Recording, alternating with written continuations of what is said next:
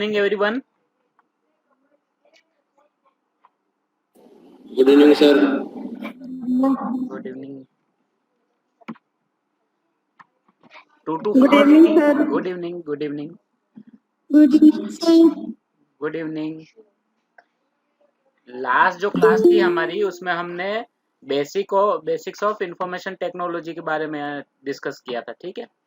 Computer क्या होता है, input device, output device, peripherals, operating systems, application systems. आज कुछ और टर्मिनोलॉजी के बारे में हम बात करेंगे जो आपका यूनिट 2 है, उसी ब्लॉक में, ठीक है। 2 to 4 का ब्लॉक 1 यूनिट 2। तो आज मैं आपको डायरेक्ट बुक से पढ़ाऊंगा, है ना।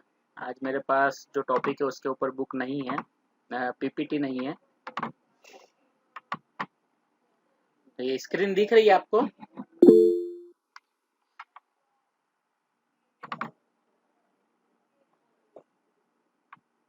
Yes, sir. Okay, good good. ठीक है, बेसिक्स में देखिए कुछ टर्मिनोलॉजीज है, जैसे analogue and digital communication, data communication जो मोड्स होते हैं वो हैं, कंप्यूटर हार्डवेयर्स हैं और प्रोटोकॉल्स हैं। तो एक एक करके हम इन सब के बारे में थोड़ा थोड़ा पढ़ेंगे और उसको समझेंगे। समझना ज़्यादा जरूरी है, क्योंकि अगर आप इसको समझ लेंगे तो आप इसको अपनी लैंग्वेज में भी लिख पाएंगे, ठीक है।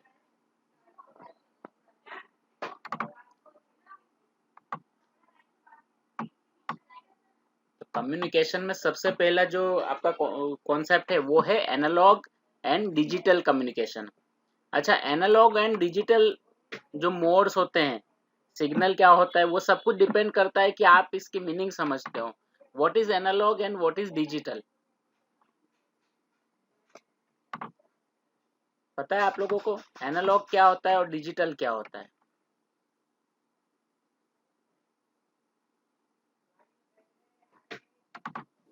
एनीवन?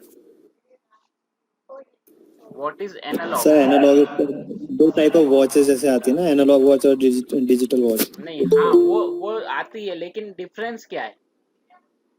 तो डिजिटल वॉच नंबरिंग में टाइमिंग देती है और एनालॉग जो होती है वो जो सुई वाली घड़ी से बोलते हैं। ठीक है, वो तो होता ही है। Difference, basic difference.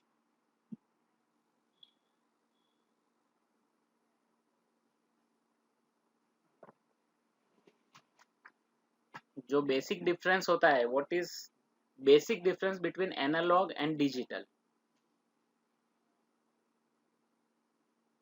Anyone?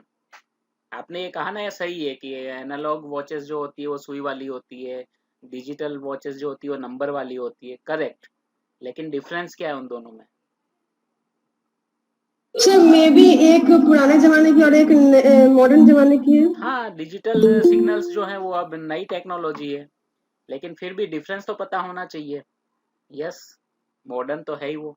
Sir जो डिजिटल कम्युनिकेशन होता है वो रियल टाइम कम्युनिकेशन होता है, जबकि एनालॉग जो होता है वो मतलब एक साइड पे होता है। नहीं, दोनों में रियल टाइम ही हो जाता है। सर जैसे उसमें real time as in seconds भी शो करता है, वो कितने कितने चल रहा है एनालॉग में। एनालॉग में हाँ, तो वो वो तो डिजिटल में डिजिटल भी आप सेट कर दोगे तो सेकंड शो करेगा।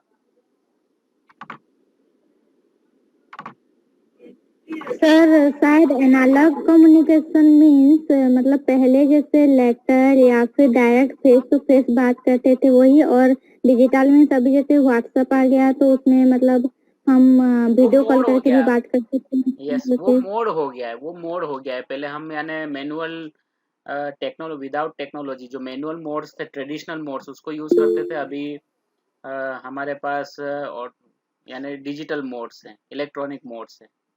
लेकिन फिर भी बेसिक डिफरेंस जो है वो मुझे नहीं जानने को मिला अभी तक।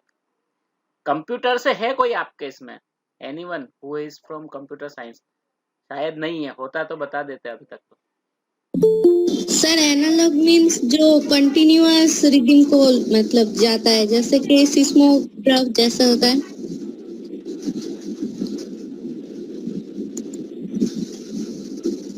डिजिटल बाइनरी नंबर्स में होता है।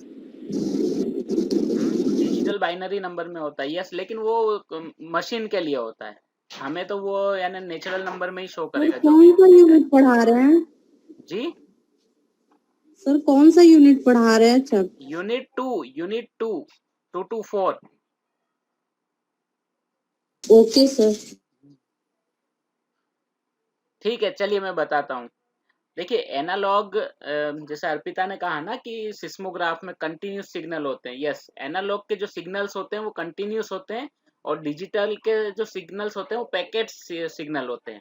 आप चाहे उसको आवर्स पे रखिए, देखिए अगर अब हम डिफरेंस समझते हैं, जो वॉचेस है उससे समझते हैं, ठीक है। आप चाहे उसको डिजिटल वॉच के अंदर आवर्स पे रखिए सिस्टम को, मिनट्स में रखिए, या सेकेंड्स पे भी रख सकते हैं, माइक्रो सेकेंड पे भी रख सकते हैं, ठीक है। लेकिन इन एनी केस जो नंबर है वो 1 के बाद 2 ही आएगा,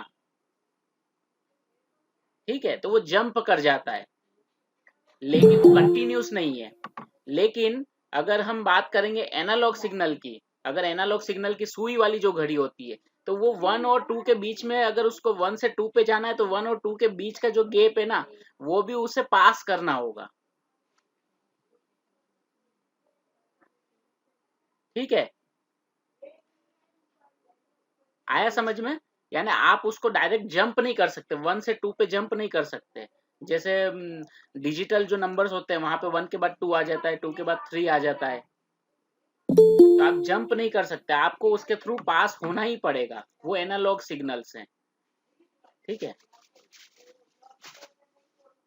और तो एग्जांपल सर ये तो घड़ी की बात हुआ, और कंप्यूटर में क्या सिग्नल्स की, बोलेंगे? हाँ कंप्यूटर जैसे एनालॉग, देखिए कंप्यूटर जो है वो पूरा डिजिटल है ना, वो कंप्यूटर के जरिए हमको एनालॉग घड़ी दिखा देता है, उसका मतलब वो नहीं कि वो एनालॉग हो गई, ठीक है, वो उसका प्रोग्रामिंग से हमको दिखा देता है। लेकिन कंप्यूटर जो प्रोग्रामिंग यूज करता है वो डिजिटल का बाइनरी नंबर्स यूज करता है। मैं आपको एनालॉग सिग्नल और जो डिजिटल सिग्नल है उसके बारे में डिफरेंस बता रहा हूँ। ये घड़ी केवल घड़ी की बात नहीं है और ये केवल कंप्यूटर की बात नहीं। एनालॉग जो है वो कंटिन्यूस डेटा है, ठीक है, या कंटिन्यूस सिग्नल्स है ना। और जो डिजिटल है वो पैकेट्स में जाएगा। जो भी डेटा जो होता है वो पैकेट्स में जाता है, उसमें कंटिन्यूस डेटा नहीं होता है। 1 के बाद जैसे 2 आ जाएगा, 2 के बाद 3 आएगा, है ना। अब एक और आपको मैं डिफरेंस बताता हूँ एनालॉग और डिजिटल का। वीडियो आपने ऑडियो कैसेट्स यूज किए हैं किसी ने? Yes sir. किए है ना। अब ऑडियो कैसेट जो होते थे उसमें एक साइड हम 10 सॉन्ग्स रिकॉर्ड करते थे, है ना। और उसके अगेंस्ट में अब वो देखिए, वो जो है ऑडियो कैसेट जो है वो एनालॉग होती है, ठीक है। और जो उसके बाद जो टेक्नोलॉजी आई, सीडी आ गई है ना, सीडी में हम सॉन्ग रिकॉर्ड करते थे। और सीडी जो है वो डिजिटल टेक्नोलॉजी है। अब सीडी के अंदर भी 10 सॉन्ग है, आपके वीडियो ऑडियो कैसेट है उसमें भी 10 सॉन्ग्स हैं। आपको ऑडियो कैसेट में सॉन्ग नंबर आप 1 पे हो, लेकिन आपको पता है कि 5th सॉन्ग अच्छा है, आपको 5th पे जंप करना है, तो आप कैसे जंप करोगे उसको? क्या ऑडियो कैसेट में पॉसिबल है कि आप 1 से सीधा 5th पे जंप कर लें? नो सर, लेकिन थोड़ा स्पीड बढ़ा के वो आगे बढ़ जाता है। फॉरवर्ड करना पड़ेगा, यानी आपको, आप उसको तेजी दे सकते हो लेकिन आपको पास ऑन करना पड़ेगा हर एरिया, ठीक है। तो आप यानी उसको स्किप नहीं कर सकते, आपको फास्ट भी, लेकिन उसको रोटेट करना पड़ेगा। लेकिन अगर सीडी की बात की जाए तो आपको पता है कि 7th सॉन्ग अच्छा है, तो आप सीडी ऑन करते ही आप सीधा 7th सॉन्ग लगा सकते हैं, लगा सकते हैं ना। Yes sir. यस, तो दैट इज डिजिटल। तो वहां पे हम स्विच ऑन कर सकते हैं, यानी वहां पे कंटिन्यूएशन की जरूरत नहीं होती है, वहां पे उसको स्किप कर देते हैं डेटा को हम। आ गया समझ में? यानी एनालॉग में आप चीजों को स्किप नहीं कर सकते, आप उसको ठीक है पास करने के लिए स्पीड ऑन कर सकते हो, लेकिन उसको स्किप नहीं कर सकते हो। वो कंटिन्यूस सिग्नल होता है, वन आफ्टर अनदर। चाहे आप उसको फिर माइक्रो सेकेंड में करिए या मिली सेकेंड में करिए, या उसकी कोई भी यूनिट ले लीजिए, लेकिन इन लास्ट डिजिटल में 1 के बाद 2 ही आएगा। और एनालॉग में 1 के बाद 2 के बीच में वो पास ऑन करेगा, वो 1 से 2 सीधा नहीं आएगा। यही डिफरेंस है एनालॉग और डिजिटल के बीच में। क्लियर है ना? अभी पेट्रोल पंप्स पता है ना, पहले जब पेट्रोल भरवाते थे तो उस पे वो राउंड नंबर्स होते थे, 1 के बाद 2 आता था, 3 आता था। लेकिन अब डिजिटल वहां पे नंबर्स हो गए, वो 1 के बाद 2 डायरेक्ट दिखा देता है ना? तो पहले मीटर रीडिंग में ऐसी यस, होती वही मीटर रीडिंग, वो एनालॉग रीडिंग होती थी, अभी डिजिटल रीडिंग हो गई है। तो ये डिफरेंस है एनालॉग और डिजिटल के बीच में। आई होप कि ये सभी को क्लियर है। किसी को कोई कंफ्यूजन है इसमें कि एनालॉग और डिजिटल में क्या डिफरेंस है? No sir. सर फिर से एक बार रिवाइज करा दीजिए ना। आपको क्या सर समझ बाइक में की नहीं आया? स्पीडोमीटर। आपको उसमें क्या समझ में नहीं आया? सर एक्चुअली क्लास थोड़ा सर लेट एक बार डिजिटल का समझा दीजिए। डिजिटल देखिए, डिजिटल जो डेटा है ना वो पैकेट्स में यानी जंप कर करके आएगा, 1 के बाद डिजिट्स में आता है, वो 1 के बाद 2 आएगा, 2 के बाद 3 आएगा, 3 के बाद 4 आएगा। लेकिन उसके बीच का जो गैप है उसको वो मिस कर जाता है। 1 और 2 के बीच में भी कुछ होता है ना नंबर, 1.5 होता है, 1.1 होता है, 1.2 होता है, लेकिन जो डिजिटल सिग्नल्स हैं वो उसको कैच नहीं करते। लेकिन जो एनालॉग सिग्नल्स हैं वो उसको कैच करते हैं, यानी उसको पास ऑन करते हैं, वो कंटिन्यूस सिग्नल्स के थ्रू ही अदर से अदर नंबर पे पहुंचेंगे, आगे पहुंचेंगे। ठीक है? तो जैसे एनालॉग सिग्नल, एनालॉग हमारी वॉच होती है, जो सुई वाली घड़ी होती है, उसमें 1 और 2 के बीच में जाना हो, 1 से 2 पे भी जाना हो तो भी वो कांटे को 1 और 2 के बीच में पास होना पड़ता है। लेकिन नंबर में ऐसा नहीं होता है।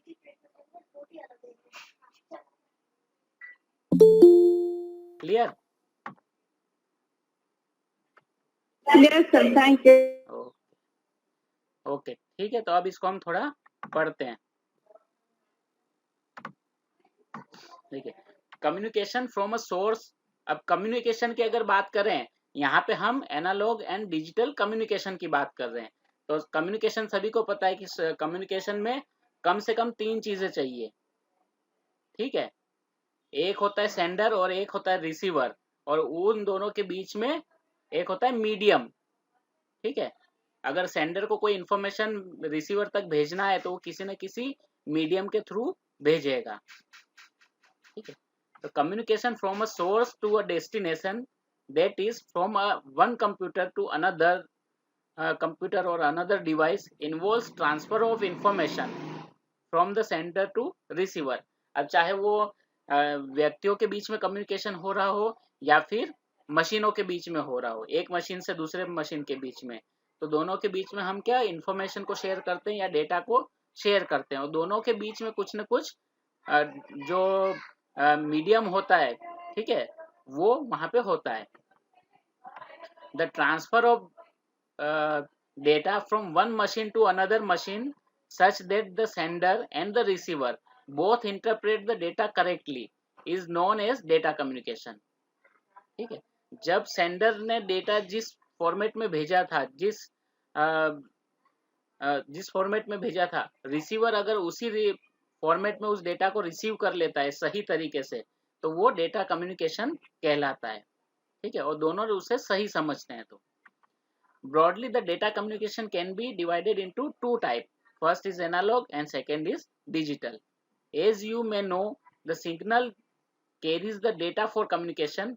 Hence, this classification of analog and digital is based on signals which are used for data classification। ठीक है, तो यहाँ पे हम बात कर रहे हैं कम्युनिकेशन की, डेटा कम्युनिकेशन के लिए जो डेटा ट्रांसफर किया जा रहा है उसकी, इसलिए डेटा को हम एनालॉग और डिजिटल के बीच में डिफ्रेंशिएट करेंगे। तो अब यहाँ पे जो फर्स्ट है analogue data.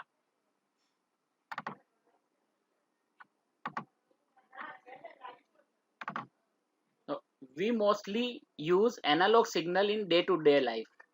Whatever we are talking means voice signaling, radio and TV broadcasting signaling, electronic signaling, electricity signaling, sunlight or any light signaling. All are nothing but example of analogue signal. ठीक है, क्योंकि ये सारी चीजें हैं, ये क्या है, ये सारी कंटिन्यूअस है, इनमें से कोई भी स्कीप नहीं होती है। अगर सनराइज सन की रेज आ रही है तो वो कंटिन्यूस आ रही है ना, वो छूट छूट के नहीं आती है जिस तरह से डिजिटल कम्युनिकेशन में आती है। हम अगर बात कर रहे हैं तो मेरी आवाज जो है आपके साथ, आपके पास डायरेक्ट आ रही होगी, वन वर्ड आ रहा होगा, उसके बाद अनदर वर्ड। ठीक है, तो we can say that analogue signals are nature signals. ठीक है, तो एनालॉग सिग्नल्स को हम नेचर सिग्नल्स भी कह सकते हैं। Technically analogue signals vary constantly in one and more value. These changes in value can be used to represent data as depicted in figure 2.1. अब यहाँ पे देखिए, यहाँ पे पिच अप डाउन कुछ भी हो रहा है, लेकिन डेटा जो है वो वो एनालॉग है, कंटिन्यूस है वो। ठीक है, यहाँ तक जाना है, ये यहाँ से सेंडर है, यहाँ पे रिसीवर है, अगर ये समझिए। ठीक है, इतना ट्रैवल करना है, लेकिन वो किसी भी तरह से ट्रैवल कर रहा है, लेकिन वो कंटिन्यूस है, वो कहीं भी ब्रेक नहीं होगा। ठीक है, an analog signal is continuous and can be represented by using sine waves. Human voice generates an analog signal containing multiple frequencies that is transmitted as an analog signal over the medium. ठीक है, तो human voice जो होती है वो एक analogue signal को generate करती है जो किसी भी मीडियम के थ्रू पास ऑन करता है। It is important to note the limitation of analogue signal. We know that signals are propagated with the energy and get weaker with the distance. Therefore, in long distance communication like telephone, radio, TV communication, we use device named as amplifier. ठीक है, अब जैसे कि analogue signals जो होते हैं, analogue signal की limitation क्या है कि जहां से शुरू होता है, तो जैसे जैसे ये डिस्टेंस पकड़ता है, ठीक है, जैसे जैसे डिस्टेंस पकड़ता है, इसकी जो क्वालिटी है वो लो होती जाती है। ठीक है, वीक होती जाती है ना। अगर हम आवाज लगा रहे हैं किसी को, तो जो नजदीक है उसको थोड़ा तेज सुनाई देगा, थोड़ा जो दूर है उसको थोड़ा कम तेज सुनाई देगा, और दूर है उसको थोड़ा धीमे सुनाई देगा, और दूर है उसको बिल्कुल धीमे सुनाई देगा, और शायद एक डिस्टेंस पे ऐसा आ जाएगा कि उसको वो सुनाई ही नहीं देगा। तो एनर्जी लेवल वहां पे कम हो जाता है। तो यहाँ पे क्या करते हैं, यहाँ पे हम एम्पलीफायर्स यूज करते हैं। ठीक है, एम्पलीफायर क्या करते हैं, उस वॉइस को एम्पलीफाई करते हैं। ठीक है, amplifiers are used to overcome the attention that the signal suffers on its way. However, amplifier noise along with the original signal, and hence if the signal get distorted it can be reconstructed and it is permanent loss. ठीक है, तो यानी अगर amplifier क्या होता है, amplifiers अगर हम जिस तरह से उसको बोल रहे हैं वो क्लियर नहीं करेगा उसको, उसके साथ जो अगर कोई नॉइज भी है तो वो नॉइज भी उसके साथ जाएगी, और कहीं भी सिग्नल्स अगर लॉस हो रहे हैं तो वो फिर परमानेंटली लॉस हो जाते हैं, उस सिग्नल्स को रिकंस्ट्रक्ट नहीं किया जा सकता।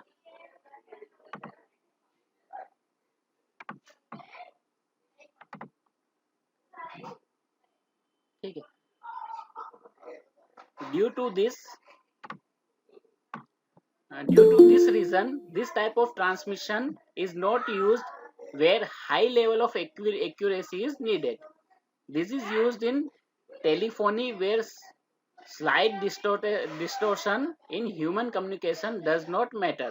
ठीक है, तो इस तरह का कम्युनिकेशन कहाँ पे यूज किया जाता है, जहाँ पे बहुत हाई एक्यूरेसी नहीं चाहिए। ठीक है, बहुत हाई एक्यूरेसी की जहाँ पे जरूरत ना हो वहां पे हम इसे यूज करते हैं। ठीक है, और जहाँ पे थोड़ा बहुत अगर कुछ चेंजेस आ जा रहा है, डिस्टोर्शन हो रहा है डेटा में, तो भी कोई फर्क नहीं पड़ रहा है, वैसी जगह हम एनालॉग सिग्नल्स को यूज करते हैं। The ability to capture the slight nature of real world is the signal advantage of analogue technique. ठीक है, तो यहाँ पे जो एनालॉग सिग्नल्स होते हैं वो क्या करता है, वो नेचुरल जो रियल वर्ल्ड का जो बिल्कुल नेचुरल जो सिग्नल्स होते हैं उसको वो कैप्चर करता है। However, once captured, modern electronic equipment, no matter how advanced, cannot copy analog signal perfectly. ठीक है, तो एनालॉग सिग्नल की अगर बात करें तो वो उसको कैप्चर कर लेते हैं, लेकिन फिर भी कोई भी टेक्नोलॉजी हो उसे बिल्कुल वैसे के वैसे उसको कैप्चर नहीं किया जा सकता। कुछ न कुछ उसमें चेंजेस आ जाता है, उसमें नॉइज भी आ जाएगी, कोई ना कोई प्रॉब्लम जो है वो उसमें रहती है।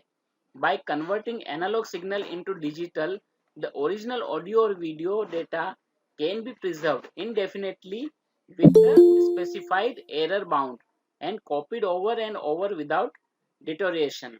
अगर हम डिजिटल टेक्नोलॉजी का इसमें यूज करेंगे और एनालॉग सिग्नल्स को अगर डिजिटल सिग्नल्स में हम ट्रांसफर कर देंगे, उसको कन्वर्ट कर देंगे, तो फिर जो भी डेटा है या जो भी कम्युनिकेशन है उसको हम क्या कर सकते हैं, हम उसको लॉन्ग टाइम के लिए प्रिजर्व कर सकते हैं और चाहे जितनी बार चाहे हम उसको फॉरवर्ड कर सकते हैं।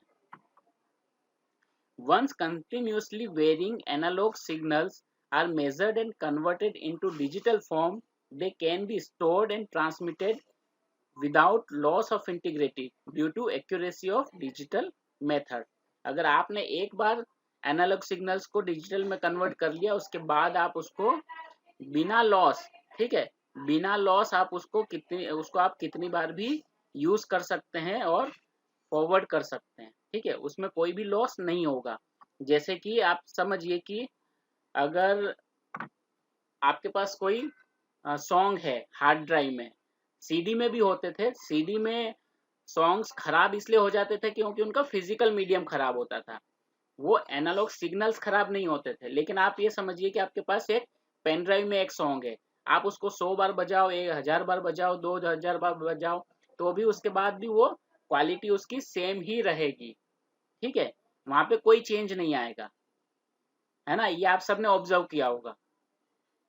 लेकिन वीडियो कैसेट्स हैं या फिर ऑडियो कैसेट्स हैं, आप उसको जैसे जैसे बजाते जाओगे उसकी क्वालिटी डाउन होती रहेगी, ओवर यूज वो खराब हो जाएगी।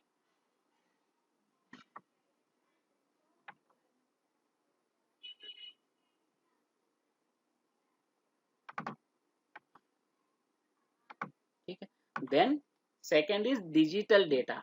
अभी तक हमने पढ़ा था वो है analogue data, now digital data. अब डिजिटल डेटा क्या करता है, digital data transmission describes any system based on discontinuous data events. ठीक है, एनालॉग में जो डेटा होता है, कम्युनिकेशन होता है, वो कंटिन्यूअस होता है, लेकिन डिजिटल में जो भी डेटा होता है, कम्युनिकेशन होता है, उसको ट्रांसमिशन जो होता है वो डिसकंटिन्यूअस होता है। ठीक है, computers are digital machines because their most basic level they can distinguish between just 2 digit 0 and 1 और ऑन और ऑफ। ठीक है, 0 and 1 का मतलब होता है ऑन या ऑफ। ठीक है, और हाई लेवल और low level voltage as depicted in figure 2। There is no simple way to represent all the values in between such as 0.25। ठीक है, अब यहाँ पे देखिए ये 1 है, ये 2 है, यहाँ पे आपको 0.25 शो करने के लिए कोई वे यहाँ पे नहीं होता है ना। यहाँ पे जो भी है या हाई है ये लो है, ठीक है, ऑन है या ऑफ है। ठीक है, दो ही यहाँ 1 और 0 में ही ये इंफॉर्मेशन को मेजर करता है, उसके बीच में जो भी वैल्यू है उसको ये आइडेंटिफाई नहीं कर पाएगा। All data that a computer process must be encoded digitally as a series of zeros and 1। ठीक है, तो जो भी डेटा होता है उसे हम, जो बाइनरी नंबर्स होते हैं वो 0 और 1 का कॉम्बिनेशन होते हैं। हम कुछ भी लिखे हैं, ए भी लिख रहे हैं या एक लेटर भी लिख रहे हैं, तो वो भी 0 and 1 से रिप्रेजेंट होता है। Information coming out of the computer in form of digital signals. The bandwidth of a digital signal is infinite compared to any medium which has a limited bandwidth. Therefore, as the signal is generated and enter the medium, at that point of entry only limited frequencies are permissible on the medium and this depth upon the bandwidth. तो ये जो भी digital signals के अंदर communication या जो data है वो सब डिपेंड किस चीज पे करता है, बैंडविड्थ पे डिपेंड करता है। ठीक है, सिग्नल्स हमेशा जो होते हैं जो बैंड सिग्नल्स होते हैं वो इन्फिनाइट होते हैं, वो कभी खत्म नहीं होते हैं, लेकिन जो उसका वो डिपेंड करते हैं बैंडविड्थ की। जहाँ पे बैंडविड्थ अच्छी है वहाँ पे सिग्नल्स अच्छे जाएंगे, अच्छी माने हाई स्पीड में जाएंगे। जहाँ पे बैंडविड्थ कम है वहाँ पे उसकी स्पीड जो है वो कम होगी। As a signal traverse over the medium, it gets distorted, and beyond a certain distance, the signal become unrecognizable from the original one. ठीक है, तो जो सिग्नल्स जो होते हैं यहाँ भी क्या होता है कि एक किसी मीडियम से सिग्नल अगर छोड़े गए, ठीक है, तो वहां पे ट्रैवल करते करते एक लेवल होता है, वहां पे ये क्या कर देते हैं, खत्म हो जाते हैं। जैसे हमारी आवाज एनालॉग में जैसे होता है ना कि हमने बोला और एक दूरी होगी वहां पे वो सुनाई नहीं देता है। ठीक है, तो वैसा डिजिटल में भी है।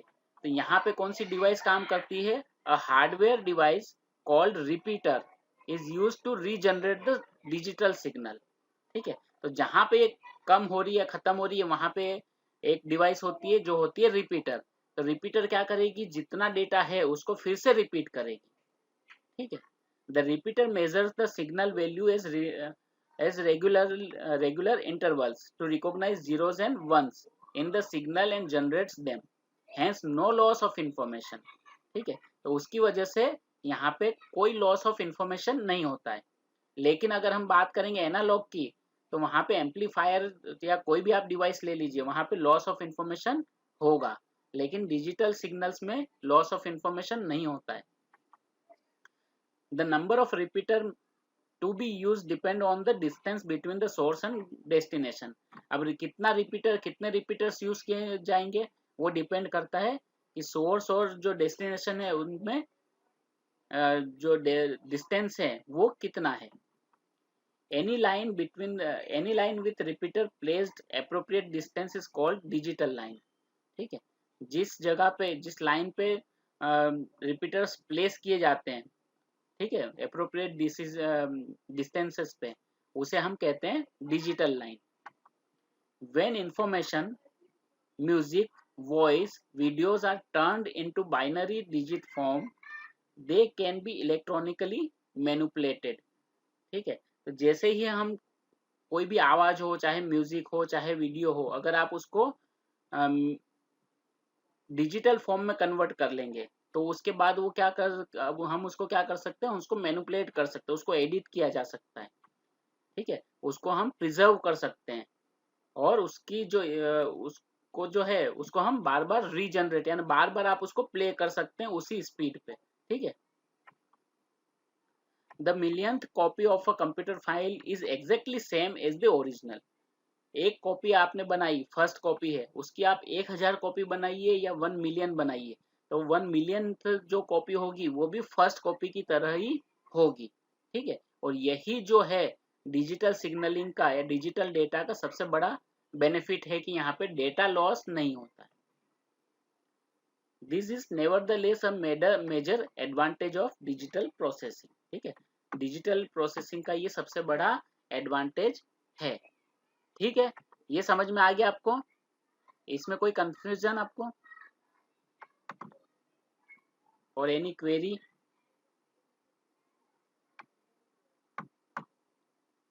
अर्पिता, हैंड रेस किया, कोई क्वेरी है आपकी?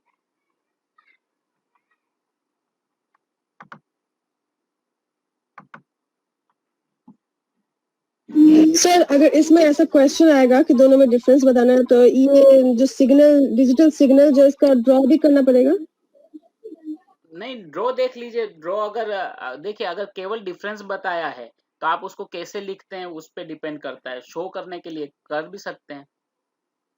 ठीक है, वो आप पे डिपेंड करना है कि उसमें कभी भी आंसर जो होते हैं ना वो स्टैंडर्ड नहीं होते हैं कि आपको यही लिखना है। अगर वहां पे लिखा है स्पेसिफिकली कि आप उसको ग्राफ के जरिए बताइए तो फिर आपको कंपल्सरीली करना है, अदरवाइज आप केवल अंतर लिख सकते हैं, उसमें क्या चेंजेस है, इसमें क्या क्या चेंजेस हैं, ठीक है, दोनों में क्या बेसिक डिफरेंस है, 5-6 डिफरेंस आप आराम से लिख सकते हैं। वो और फिर वो भी डिपेंड करता है कि वो क्वेश्चन कितने मार्क्स का है।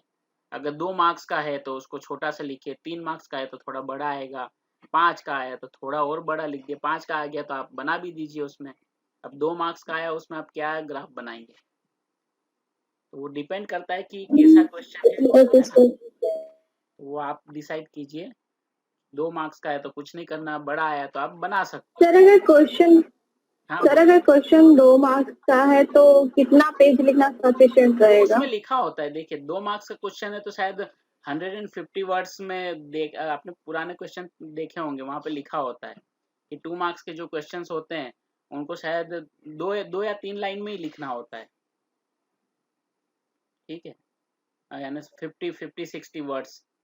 3 मार्क्स का है तो 100 वर्ड्स, 5 मार्क्स का होता है तो 150 वर्ड्स, इस तरह से।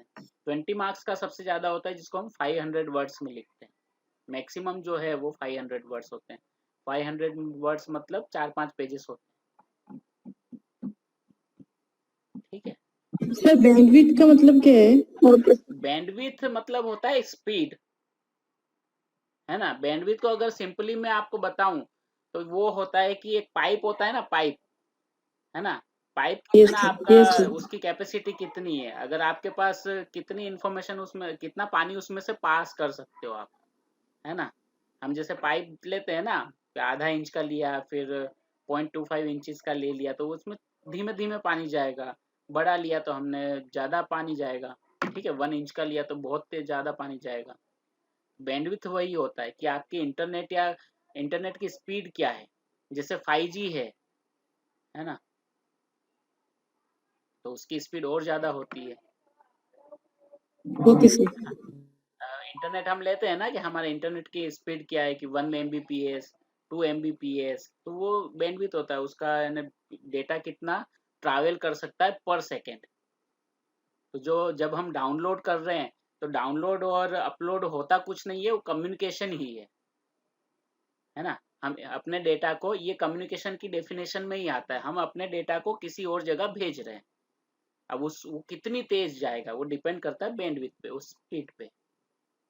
तो स्पीड अगर ज़्यादा अच्छी है तो वो जल्दी अपलोड हो जाता है या डाउनलोड हो जाता है, स्पीड कम है तो फिर वो बहुत टाइम लगाता है। क्लियर? Okay sir. थोड़ा सा ऊपर और बोलिएगा ना। यस बोलिए। डाटा कम्युनिकेट, कौन सा? डाटा कम्युनिकेट बोलिएगा ना। क्या बोलूं, I am not getting actually. Data communication एक बार फिर से डेटा समझा दीजिए। कम्युनिकेशन, डेटा कम्युनिकेशन, डेटा को एक यानी सेंडर से डेस्टिनेशन तक की भेजने की प्रोसेस को कहते हैं डेटा कम्युनिकेशन। एक जगह से आप डेटा को कहीं और भेज रहे हैं, जैसे आपने मेल किसी को किया इग्नू में तो वो डेटा कम्युनिकेशन हो गया। आपने एक फाइल भेजी किसी को, फॉरवर्ड किया, वो कम्युनिकेशन हो गया इंटरनेट के मीडियम के थ्रू। आपने कोई फाइल डाउनलोड कर रहे हैं या अपलोड कर रहे हैं, ठीक है, तो ये सारा क्या है, डेटा कम्युनिकेशन है। मतलब कम्युनिकेशन में सिर्फ वो डाटा का जो यूज हो रहा है उसी को हो, मतलब डेटा हाँ, कम्युनिकेशन। डेटा देखिए इंटरनेट पे सब कुछ डेटा से ही रिलेटेड है क्योंकि डिजिटल सिग्नल्स है सारा, है ना। Yes sir. अब हम व्हाट्सएप पे बात कर रहे हैं तो यहाँ भी 3 चीजें ही हैं कि एक सेंडर है, आपने भेजा, आपने किसी फ्रेंड को भेज रहे हो तो वो रिसीवर हो गए, मीडियम आपका हो गया व्हाट्सएप के जरिए आप भेज रहे हो, है ना। मतलब जहाँ जहाँ भी डाटा का यूज हो रहा है तो उसको हम लोग डाटा कम्युनिकेशन कह हाँ, वो सकते हैं। डेटा कम्युनिकेशन ही है इंटरनेट के जरिए, ठीक है। कम्युनिकेशन के लिए 2 अलग डिवाइसेस की जरूरत होती है। आप अपने ही कंप्यूटर में कहीं आपने एक फाइल बनाई और डी ड्राइव में सेव कर दी या उसको सेंड टू डिस्क ई कर दिया तो वो डेटा कम्युनिकेशन नहीं है। डेटा कम्युनिकेशन मतलब 2 डिवाइसेस, पास। हाँ 2 डिवाइसेस के बीच में होता है ना। और ओके सर। 2 डिवाइसेस जो है वो इंटरनेट के जरिए जुड़ी हुई होती है। आप व्हाट्सएप कर रहे हो तो वो भी इंटरनेट के जरिए आप किसी दूसरी डिवाइस पे भेज रहे हो। यस सर, समझ गया पूरा। ठीक है, ठीक है। ओके, ठीक है। तो सब अभी हमने ये सीखा कि डेटा जो कम्युनिकेशन है वो कैसे होता है ना। उसके टाइप्स क्या हैं, यानी एनालॉग और डिजिटल। अब यहाँ पे जो है उसके मोड्स क्या हैं, ठीक है, वो किस तरह से एक जगह से दूसरी जगह तक जाता है डेटा। तो the data can be transmitted from source to destination in number of way. The different mode of data transmission are outlined as follows, ठीक है। तो फर्स्ट यहाँ पे asynchronous, synchronous and isosynchronous communication, और सेकंड है simplex, half duplex and full duplex communication. तो देखिए, when we communicate to each other, which is the basic fundamental principle, ठीक है। अब जब हम किसी से बात करते हैं तो उसका बेसिक प्रिंसिपल क्या होता है, बेसिक सिद्धांत क्या होगा? बेसिक प्रिंसिपल उसका क्या होगा? अगर किसी को किसी से बात करना है, किसी भी व्यक्ति को लिखा है ना, क्या डिफरेंस, मतलब क्या बेसिक उसका आधार क्या होगा? बोलना सुनना होगा। हाँ, करेक्ट, ठीक है, बोलना सुनना और सही सुनना, ठीक है। कम्युनिकेशन किसे कहते हैं कि मैं जो बोल रहा हूं वो आप तक पहुंच रहा है और आप उस चीज को सुन रहे हैं और समझ रहे हैं, दैट इज कम्युनिकेशन, है ना। तो इसका बेसिक फंडामेंटल यही है, ठीक है, कि दो लोगों का सिंक्रोनियस होता है, यहाँ पे सिंक्रोनाइजेशन होता है, यानी दो, अगर मैं आपसे बात कर रहा हूं तो आप उस चीज को सुन रहे हैं, ठीक है, और मैं अपनी बात जब पूरी कर रहा हूं तो आप क्या करोगे, आप मेरी जो बात है उसको आप समझ रहे हो, ठीक है, आप तक पहुंच गई वो। तो जो मेरा कम्युनिकेशन है वो क्या होगा, वहां पे कंप्लीट हो जाएगा, ठीक है। तो it is synchronisation of both person, means when I am talking to you, you should listen to me, and once I complete my word then you should deliver your speech, otherwise we both will not be able to communicate, ठीक है। तो यानी अगर मैं बात कर रहा हूं, मैं बोल रहा हूं तो आप सुनोगे, और आप बोलोगे तो मैं सुनूंगा, हम दोनों एक साथ बोलकर अपनी बातों को एक दूसरे तक नहीं पहुंचा सकते। क्लियर? यस है ना, ये वाला समझ में आ गया ना कि सिंक्रोनस मतलब मैं बोल रहा हूं तो मैं ही बोलूंगा, मेरी बात खत्म हो गई, उसके बाद आप बोलेंगे, है ना। जब दोनों लोग हम फिर सभी एक साथ बोलते हैं तो फिर वो क्या हो जाता है, कच कच जैसा हो जाता है, किसी को कुछ समझ में नहीं आता है ना। तो एक इंसान बोलेगा, वो अपनी बात खत्म करेगा ताकि दूसरे तक उसकी जो मीनिंग है वो समझ में आ गई, फिर दूसरा फिर बोलेगा, वो फिर फर्स्ट वाला, उस समय फर्स्ट वाला चुप रहेगा।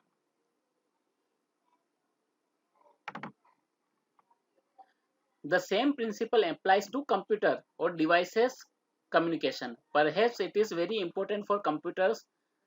Computers are not intelligent enough to handle the cross talks.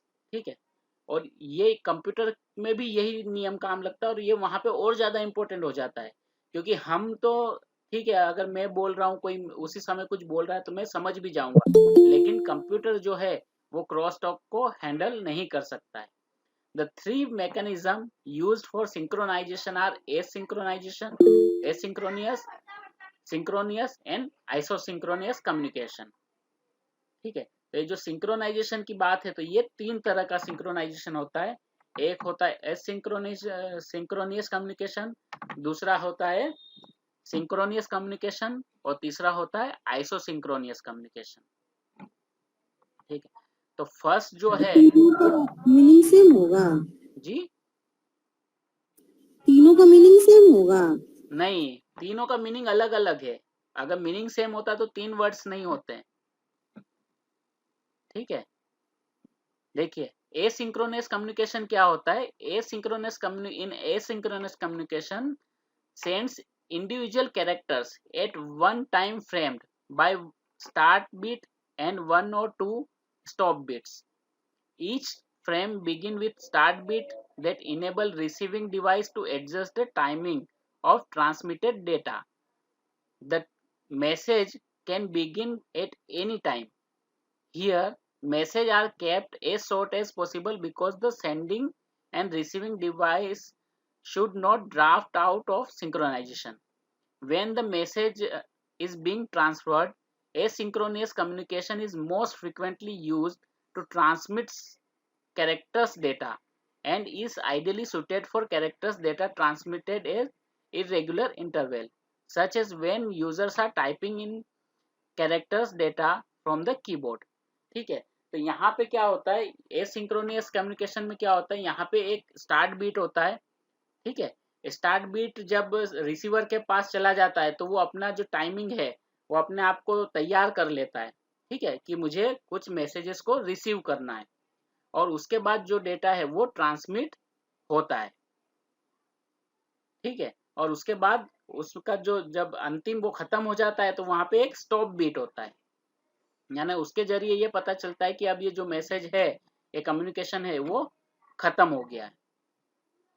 ठीक है, तो एसिंक्रोनस में एक स्टार्ट बीट होता है, एक स्टॉप बीट होता है, और उसके बीच में जो होता है वो कम्युनिकेशन का जो मैसेज होता है वो होता है. और ये जो मैसेज या जो डेटा जाता है, ये जो होता है वो इरेगुलर मोड में होता है, यानी वो बिल्कुल एक परफेक्शन में नहीं जाएगा, वो इरेगुलर होता है. थोड़ा गया फिर रुकेगा, फिर गया फिर रुकेगा. वो कब होता है, जब हम व्हाट्सएप चैट कर रहे होते हैं. कभी कभी हम जल्दी रिप्लाई कर देते हैं, कभी थोड़ा टाइम ले लेते हैं.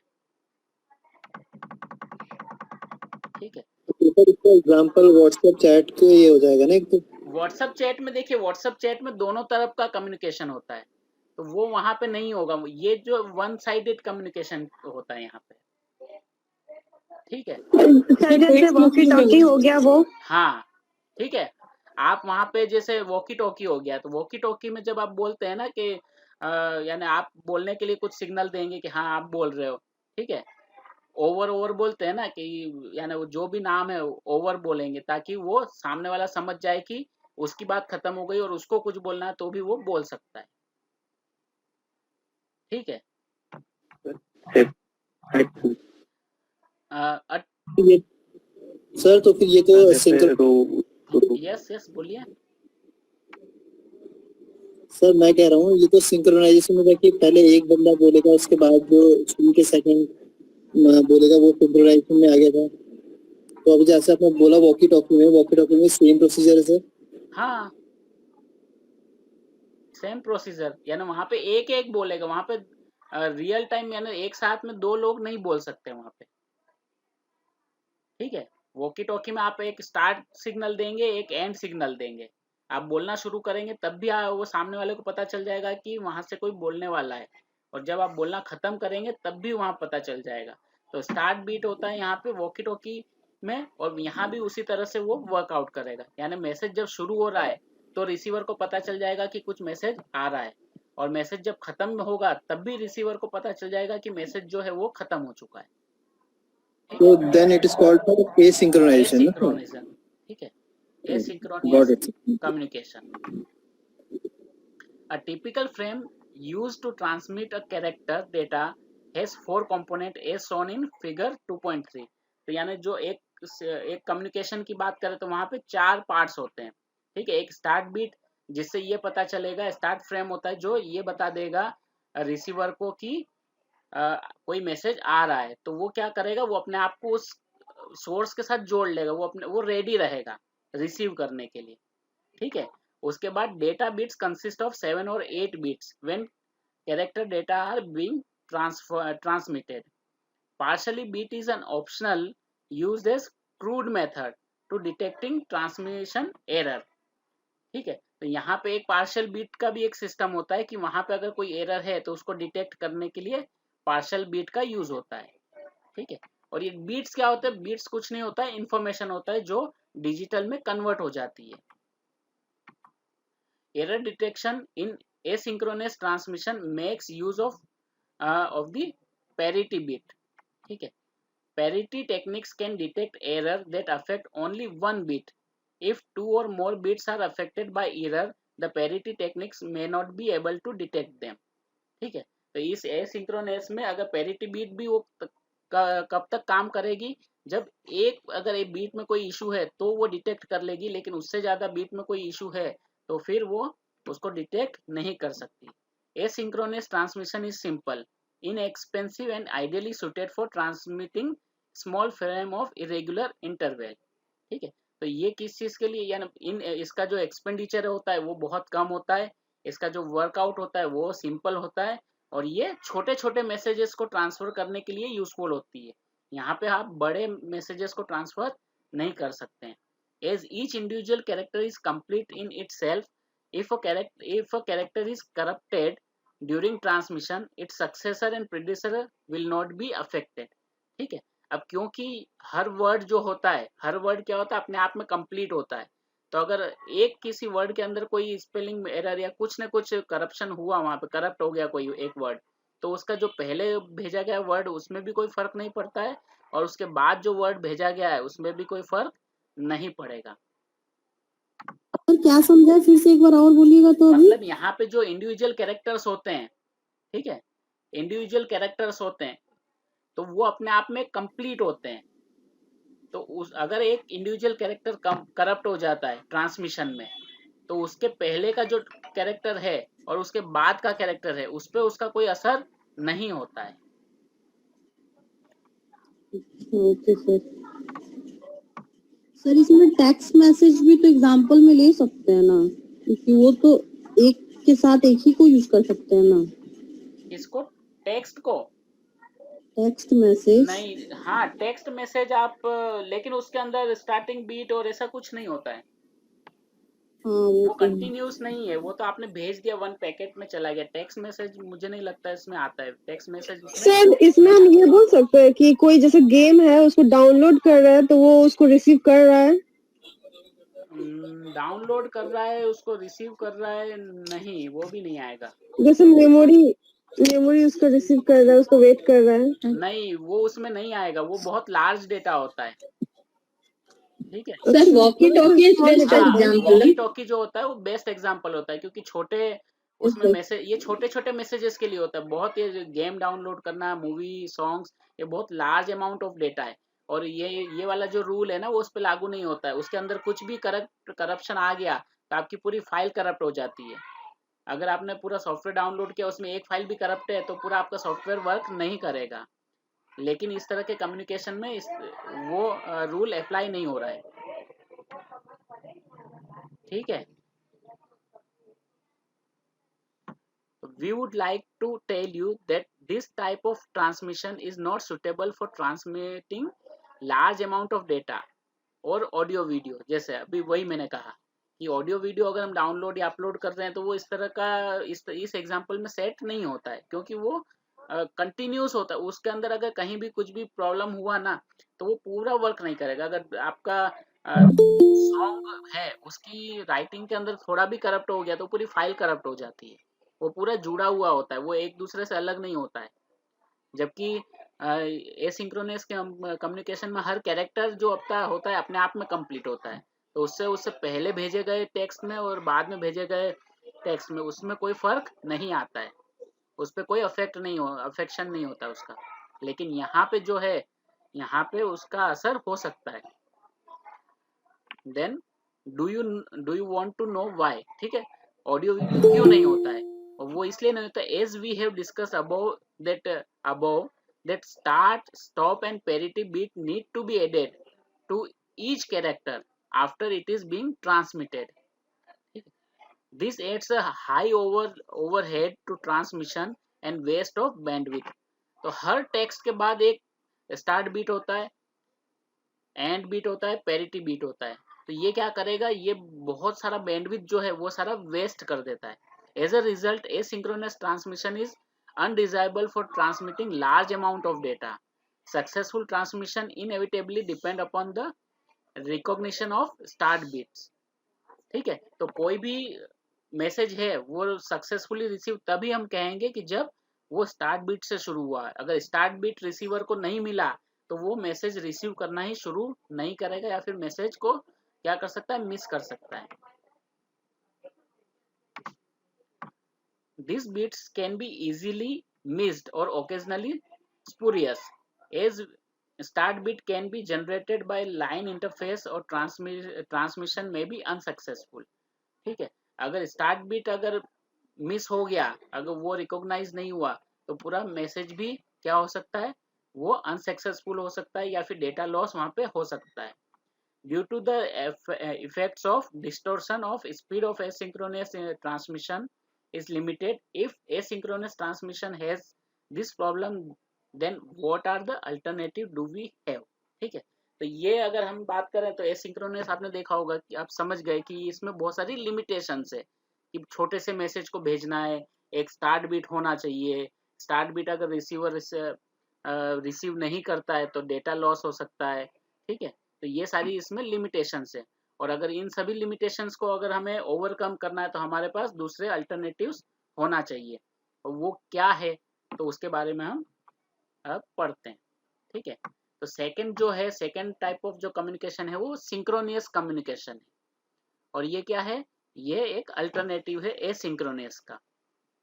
An alternative method to transfer large data, instead of sending single characters or few bits, we can send a group or block of data at once, and this method is called synchronous communication.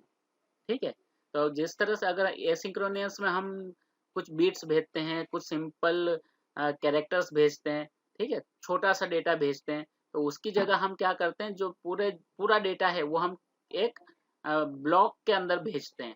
ठीक है, और उसे हम कहते हैं synchronous communication.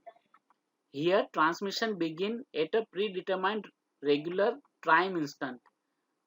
A synchronous signal is used to tell the receiving station that few frames are arriving to synchronize the receiving station. ठीक है, अब यहाँ भी वही है कि यहाँ पे भी जो रिसीवर्स हैं तो उसे यहाँ पे पहले से पता होना चाहिए कि यहाँ पे आपका कुछ डेटा आने वाला है, तो वो क्या करेगा, वो अपने आप को डेटा को रिसीव करने के लिए तैयार रहेगा। In simple language you can say it something like that: we inform our friend at a particular time we will send some books, so be at home at that time to receive the book. ठीक है, clear ये आ गया। जैसे अगर आपका कोई friend है, आपने उसे कहा कि मैं आपको कुछ बुक्स आपको देना है, और वो बुक्स आपको इस समय आपको मैं पहुंचाऊंगा, और वो रिसीव करने के लिए आपको वहां पे रहना है। ठीक है, तो ये उसी तरह का एक सिंक्रोनियस कम्युनिकेशन होता है, तो यानी दोनों लाइव वहां पे अवेलेबल होना चाहिए।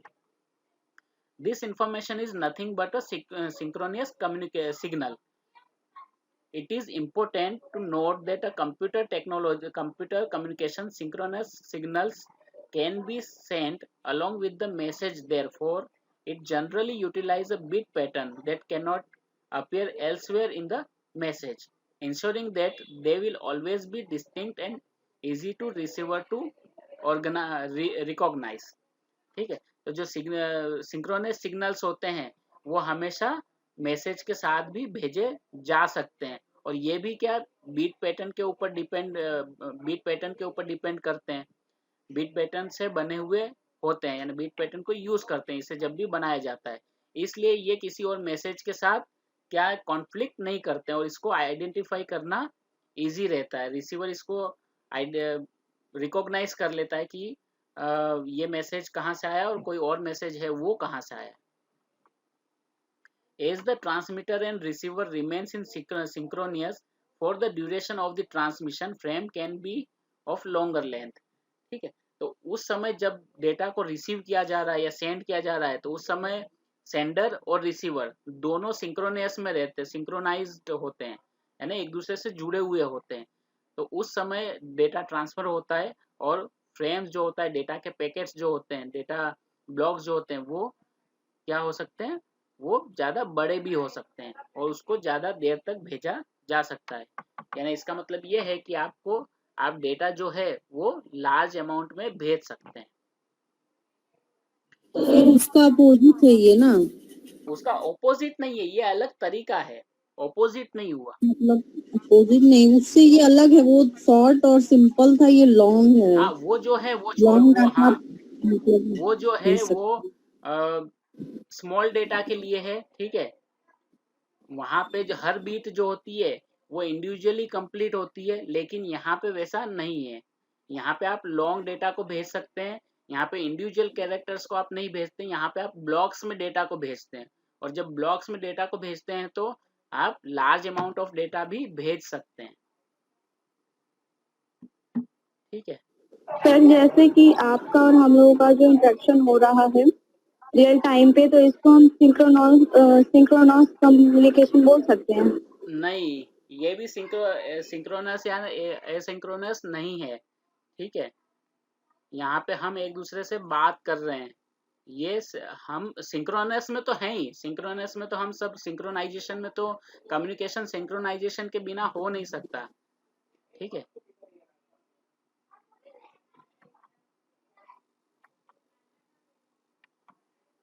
हम जितने भी लाइव कम्युनिकेशंस होते हैं ना वो सारे सिंक्रोनाइज्ड होते हैं। As frames are longer, the parity method of error detection is not suitable because if multiple bits are affected, then the parity technique will not report error accurately. ठीक है, तो यहाँ पे जिस तरह से हमने लास्ट उसमें बात की थी एसिंक्रोनस में पेरिटी मेथड होता है, तो यहाँ पे पेरिटी मेथड काम नहीं करता है क्योंकि यहाँ पे लार्ज अमाउंट ऑफ डेटा होता है। पेरिटी मेथड सिंगल बिट्स पे ही वर्क करता है, तो मल्टीपल बिट्स अगर अफेक्टेड होते हैं तो पेरिटी मेथड या पेरिटी टेक्निक जो है होती है उसको क्या नहीं कर सकती, उस एरर को रिपोर्ट नहीं कर सकती है। ठीक है, hence the technique used with synchronous transmission is cyclic redundancy check CRC. ठीक है, the transmitter used an algorithm to calculate CRC value that summarize the entire value of data bits. This CRC value is appended to the data frame. The receiver uses the same algorithm. ठीक है, recalculate the CRC and compare the CRC in the frame of the value that it has calculated. If these values match, then it is sure that the frames were transmitted without any error. ठीक है, तो यहाँ पे हम जो techniques use करते हैं data transmit हो रहा है या नहीं हो रहा है, उसके लिए जो यहाँ पे टेक्निक होती है वो होती है CRC, साइक्लिक रिडंडेंसी चेक। ठीक है, तो जहां से डेटा को भेजा जाता है वहां पे भी CRC किया जाता है। CRC मतलब वो डेटा पूरा जो है उसकी ये जो है वो एक एल्गोरिदम की तरह वर्क करता है, एल्गोरिदम ही है ये। वो पूरे डेटा को चेक करता है और जहां पे डेटा रिसीव होता है वहां पे फिर से उसको चेक करते हैं। ठीक है, और दोनों की जो वैल्यूज आती है वो दोनों की वैल्यूज अगर सेंडर पे भी सेम आ रही है और रिसीवर पे भी सेम आ रही है तो उसका मतलब ये है कि जो डेटा ट्रांसमिशन है वो बिना किसी एरर के कंप्लीट हो गया है। As end bit patterns indicate the end of frame, like sync the bit patterns for the end such that it will not appear elsewhere in the message, ensuring that they will always be distinct and easier to easier for the receiver to recognize the end of the frame. ठीक है, अब यहाँ पे भी जो and beat होता है वो क्या शो करता है, यहाँ पे भी एंड बीट जो होता है वो फ्रेम की एंड को शो करता है। ठीक है, और उसकी वजह से क्या होगा, उसको जो रिसीवर है उसको ये समय पता चल जाएगा कि जो मैसेज आया है या फिर जो भी डेटा हम रिसीव कर रहे हैं वो हमने कंप्लीट कर लिया है।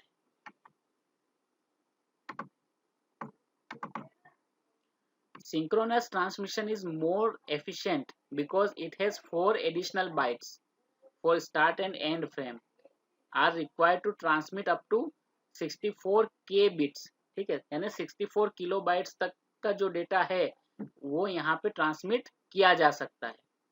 Synchronous transmission is not really prone to distortion, यानी ये अगर इसकी हम बात करें तो ये भी जो डिस्टोर्शन है यानी इसको में भी डेटा लॉस के चांसेस नहीं है, ये हम नहीं कह सकते हैं। As a result, it is used at high speed. However, with this advantage, synchronous transmission has some other limitations. First, it is expensive to complex circuitry it is required and it is difficult to implement. If an error occurs during the transmission rather than just a single character, the whole block of the data is lost.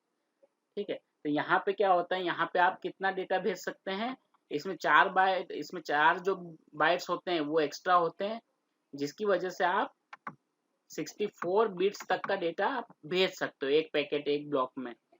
Synchronous transmission जो होता है उसमें भी आप ये नहीं कह सकते हो कि इसमें डेटा लॉस नहीं होगा, यहाँ भी डेटा लॉस हो सकता है। ठीक है, और यहाँ पे जो अगर ट्रांसमिशन के दौरान अगर किसी एक कैरेक्टर्स में भी अगर एरर आ गई तो जो पूरा पैकेट जो है या पूरा ब्लॉक ऑफ डेटा है वो सारा लॉस्ट हो जाएगा। The sender cannot transmit characters simply. They can occur because but has to store them until it has built up a block. ठीक है, तो वो रियल टाइम में जो मैसेजेस हैं उसको नहीं भेजता है, लेकिन वो क्या करेगा, वो टेक्स्ट को क्या करेगा, एक ब्लॉक के रूप में स्टोर करेगा, और उस ब्लॉक जब कंप्लीट हो जाता है तो वो ब्लॉक क्या होता है, वो ट्रांसमिट होता है। Thus it is not suitable where characters are generated at irregular interval. तो जहां भी जो कैरेक्टर्स हैं या मैसेज को जहां भी जनरेट किया जा रहा है, अगर वो इनरेगुलर इंटरवल पर जनरेट किया जा रहा है तो वहां पे ये मेथड जो है सिंक्रोनस कम्युनिकेशन या सिंक्रोनस ट्रांसमिशन की, वो वर्कआउट नहीं करती है। और थर्ड जो है मेथड, ठीक है, थर्ड मेथड है isochronous communication. This is another alternative mechanism for data transmission which combines the approaches of asynchronous and synchronous communication. As in the asynchronous method, each character has both start and stop bit. तो यहाँ पे भी asynchronous की तरह start and stop bit होता है। The idle period where no data transmission takes place between two characters is not random but an exact multiple of one character time interval. If the time to transmit a character is t, but the time interval between characters cannot be random as in the asynchronous method. It can also not zero as the synchronous method.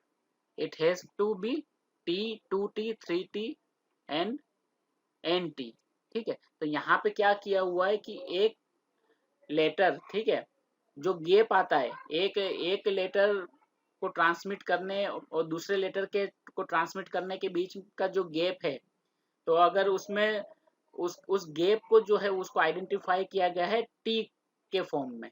ठीक है, तो अगर उसके बाद जितना भी gap आ रहा है तो उसको वो कैलकुलेट करता है एक पर्टिकुलर यूनिट के बेस पे। जैसे हम वजन को कैलकुलेट नहीं करते 1 ग्राम कितना होता है, तो फिर उसके मल्टीपल्स में हम उसको काउंट करते रहते हैं, तो वैसे ही यहाँ पे उस गैप को उस मल्टीपल में काउंट किया जाता है, जैसे T, 2t, 3t, nt etcetera. ठीक है, तो यहाँ पे जो गैप है उसको हम इनडिफिनिट भी नहीं कहेंगे और जीरो भी नहीं कहेंगे। ठीक है, सिंक्रोनस कम्युनिकेशन में जिस तरह से कोई भी गैप जीरो होता है, क्योंकि वहां पे सारा डेटा जो होता है वो एक पैकेट में भेजा जाता है, तो वहां पे एक बार पैकेट शुरू हुआ तो वो पूरा खत्म ही कर लेगा, डेटा जो है वो ट्रांसमिट हो ही जाएगा। लेकिन एसिंक्रोनस में एक लेटर के बाद दूसरा आता है, दूसरे के बाद तीसरा आता है, तो वहां पे एक और दूसरे लेटर के बीच में कुछ गैप हो सकता है। तो यहाँ भी जो डेटा है वो उसके बीच में इंटरवल हो सकता है, और उस इंटरवल को लेकिन यहाँ पे क्या किया गया है, उसको मेजर किया गया है। ठीक है, here the signal is expected to receive within certain delay of bound say 10 minutes to t max। ठीक है, तो मिनिमम कितना होगा और मैक्सिमम कितना हो सकता है। Isochronous transmission guarantees transmission rates and it has also deterministic. It has low overhead and high speed. However, in isochronous transmission, it is necessary to have clocking device as fault tolerance। ठीक है, तो यहाँ पे जो gap है उसको कैसे, यहाँ पे जो गैप है उसको मिनिमम टाइम और मैक्सिमम टाइम में कैलकुलेट किया गया हुआ होता है। ठीक है, और यहाँ पे जो ट्रांसमिशन रेट है, इंफॉर्मेशन को ट्रांसमिट करने का जो रेट है वो एक फिक्स स्पीड पे आपको वहां पे पता चलता है। ठीक है, और ये इसका जो स्पीड होती है वो हाई स्पीड होती है।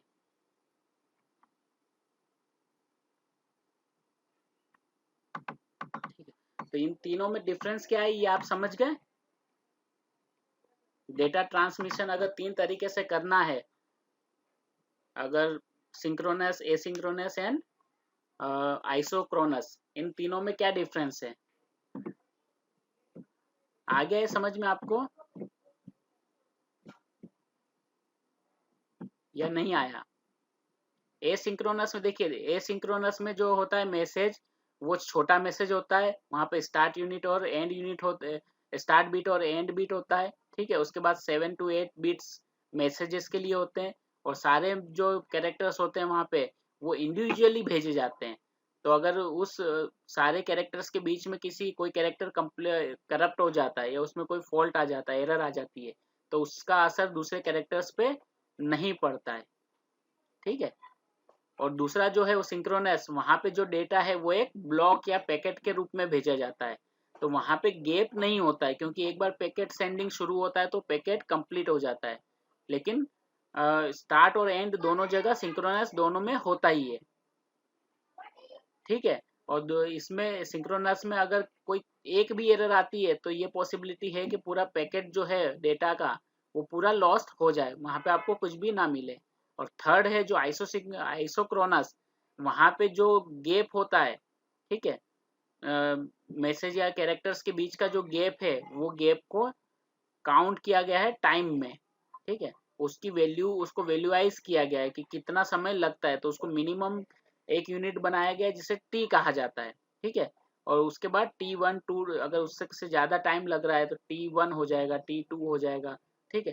तो ये पता चलेगा कि कितना समय लग रहा है, उसकी वजह से यहाँ पे एक परफेक्ट स्पीड ये कैलकुलेट करके आपको देगा कि आपका जो डेटा है वो ट्रांसमिट होने में कितना समय लगेगा। सर इसका एग्जांपल क्या हो सकता है? ये कुछ नहीं, ये डेटा ट्रांसमिशन के तरीके हैं। आप इंटरनेट पे कुछ भी हम इंफॉर्मेशन भेज रहे हैं, उसमें कोई ना कोई इसमें से तरीका यूज किया जाता है। सबसे ज्यादा जो होता है वो सिंक्रोनस मेथड को यूज किया जाता है। जो सेकंड वाली जो हमने पढ़ी है ना, वो ज्यादा यूज की जाती है, क्योंकि एसिंक्रोनस बहुत छोटे। सर जैसे व्हाट्सएप के थ्रू जो कम्युनिकेशन होता है उसको हम किस में रखेंगे, चाहे ईमेल्स के थ्रू जो होता है उसको हम किस में रखेंगे? ये सारे जो होते हैं ना वो सिंक्रोनस में आते हैं, ठीक है। ये डिजिटल कम्युनिकेशन है, सिंक्रोनस होते हैं ये सारे। जो भी इंफॉर्मेशन जाती है पैकेट, यहाँ इंटरनेट पे मैक्सिमम जो डेटा ट्रैवल करता है ना, पैकेट्स के फॉर्म में वो ट्रैवल करता है। Thank you.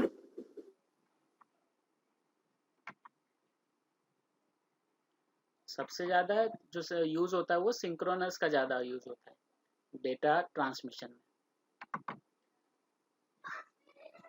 ठीक है।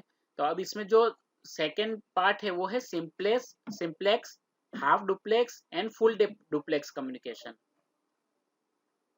तो ये होता क्या है, based on what point of time sender or receiver can transfer the data and what is the role of sender or receiver in the data communication. We have classified data transmission into 3 categories: simplex, duplex and simplex, half duplex and full duplex, ठीक है। तो इनमें किस चीज के ऊपर ध्यान रखा गया, इसमें eight what point of time, ठीक है, कब, है ना।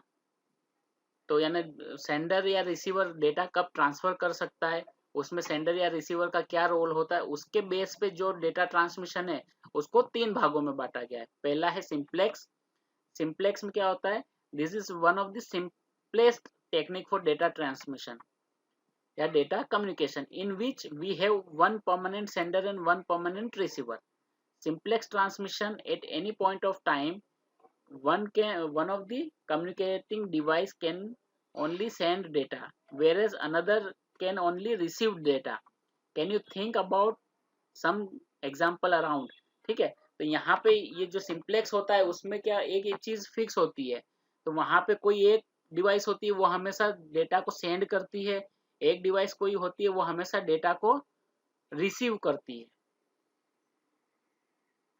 ठीक है।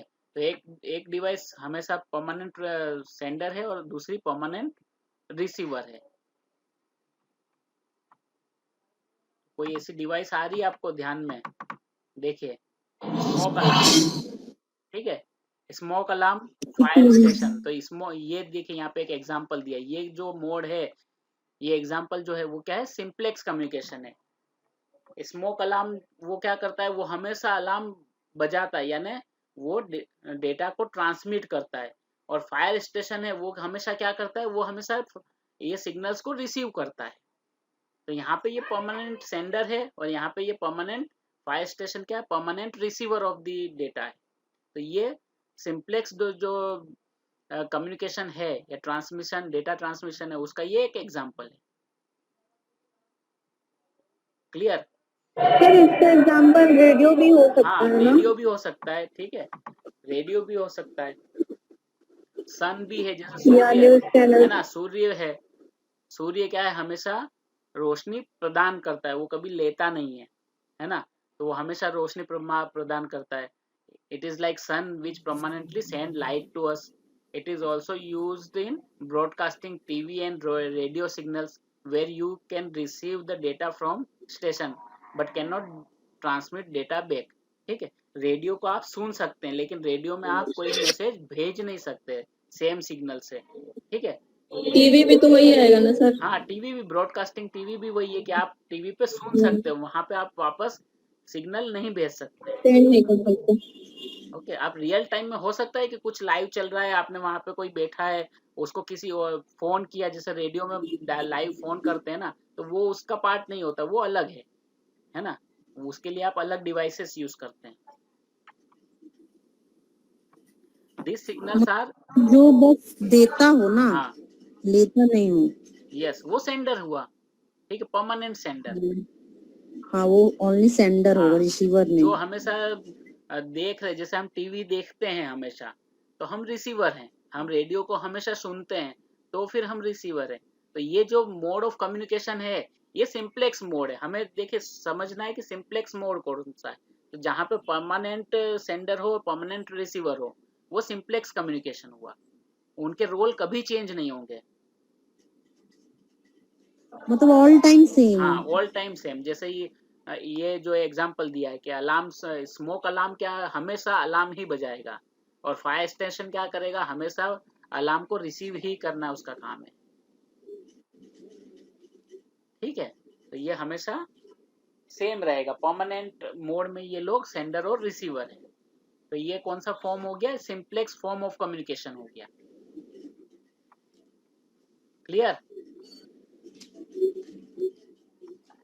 यस है सर। ना, इजी है, इसमें कोई इतना इशू नहीं है, सिंप्लेक्स कम्युनिकेशन बहुत और इजी इसमें है। फिर कुछ चीज चेंजिंग भी नहीं होता है ना? हाँ, कुछ इसमें चेंज नहीं होता है, सेंडर है वो भी परमानेंट रहेगा, रिसीवर है वो भी परमानेंट रहेगा।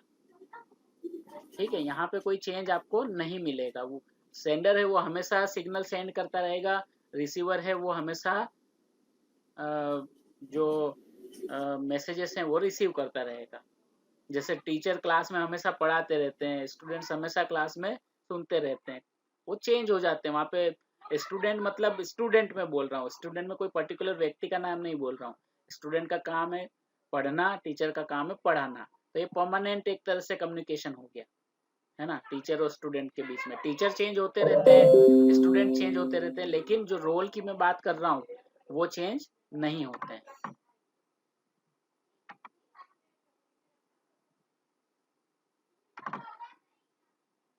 ठीक है, this type of channel design is easy and inexpensive to set up. तो इस तरह का कोई भी अगर कम्युनिकेशन सिस्टम बनाना है तो ये क्या होगा, ये बहुत इजी होगा और इनएक्सपेंसिव भी होगा।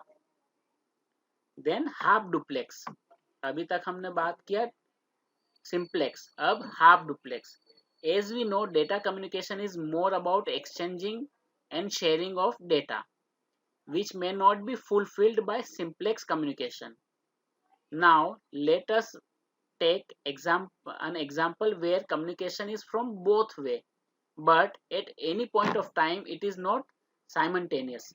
ठीक है, यानी एक अगर सिंप्लेक्स की बात करें तो कम्युनिकेशन की हम बात करें तो वहां पे कम्युनिकेशन होता क्या है, exchanging and sharing of data होता है।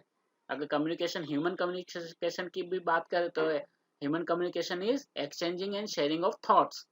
तो एक्सचेंजिंग और शेयरिंग कब होता है, जब दोनों तरफ से डेटा ट्रांसफर हो रहा हो। लेकिन सिंप्लेक्स कम्युनिकेशन जो देखा ट्रांसमिशन, वहां पे तो एक ही सेंडर है, एक ही रिसीवर है, ठीक है, which may not be fulfilled by the simplex communication.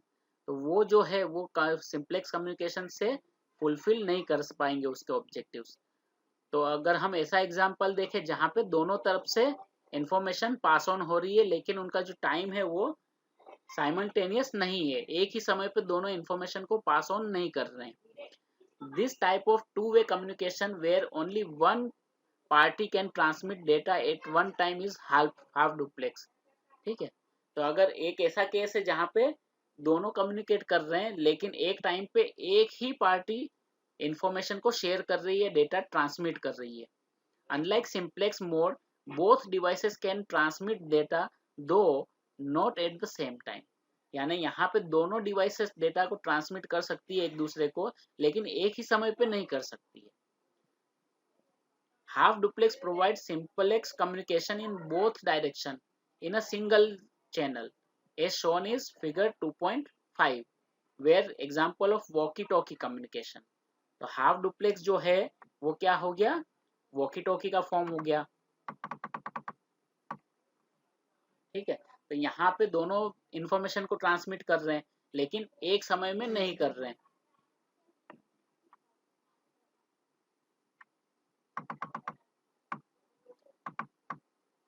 When one device is sending data, another device must only receive it and vice versa, ठीक है। तो एक डिवाइस जब इंफॉर्मेशन को शेयर कर रही है तो दूसरी को केवल उसको रिसीव ही करना है, और दूसरी से सेंड कर रही है तो फर्स्ट को केवल रिसीव करना है। Thus both sides can turn at sending data. This requires a definite turnaround time duration which the device change from the receiving mode to the transmitting mode. Due to this delay, half duplex communication is slower than the simplex communication. However, it is more convenient that simplex communication is both the devices can send and receive data, ठीक है। तो ये जो mode है ये simplex communication से थोड़ा ज्यादा समय लेता है, क्योंकि यहाँ पे एक समय में एक ही डिवाइस जो है वो डेटा को सेंड कर सकती है, लेकिन सिंप्लेक्स से ज्यादा कन्वीनियंट भी है क्योंकि यहाँ पे सेंडर और रिसीवर दोनों डेटा को सेंड कर सकते हैं। The difference between simplex and half duplex refers to a two-way communication where only one party can transmit data at a time. Simplex refers to one-way communication. तो simplex में जो है वो one-way communication होता है, duplex में two-way communication होता है, लेकिन एक पार्टी एक ही समय में एक ही पार्टी इंफॉर्मेशन को शेयर कर सकती है। One party may be transfer the data and other is the receiver.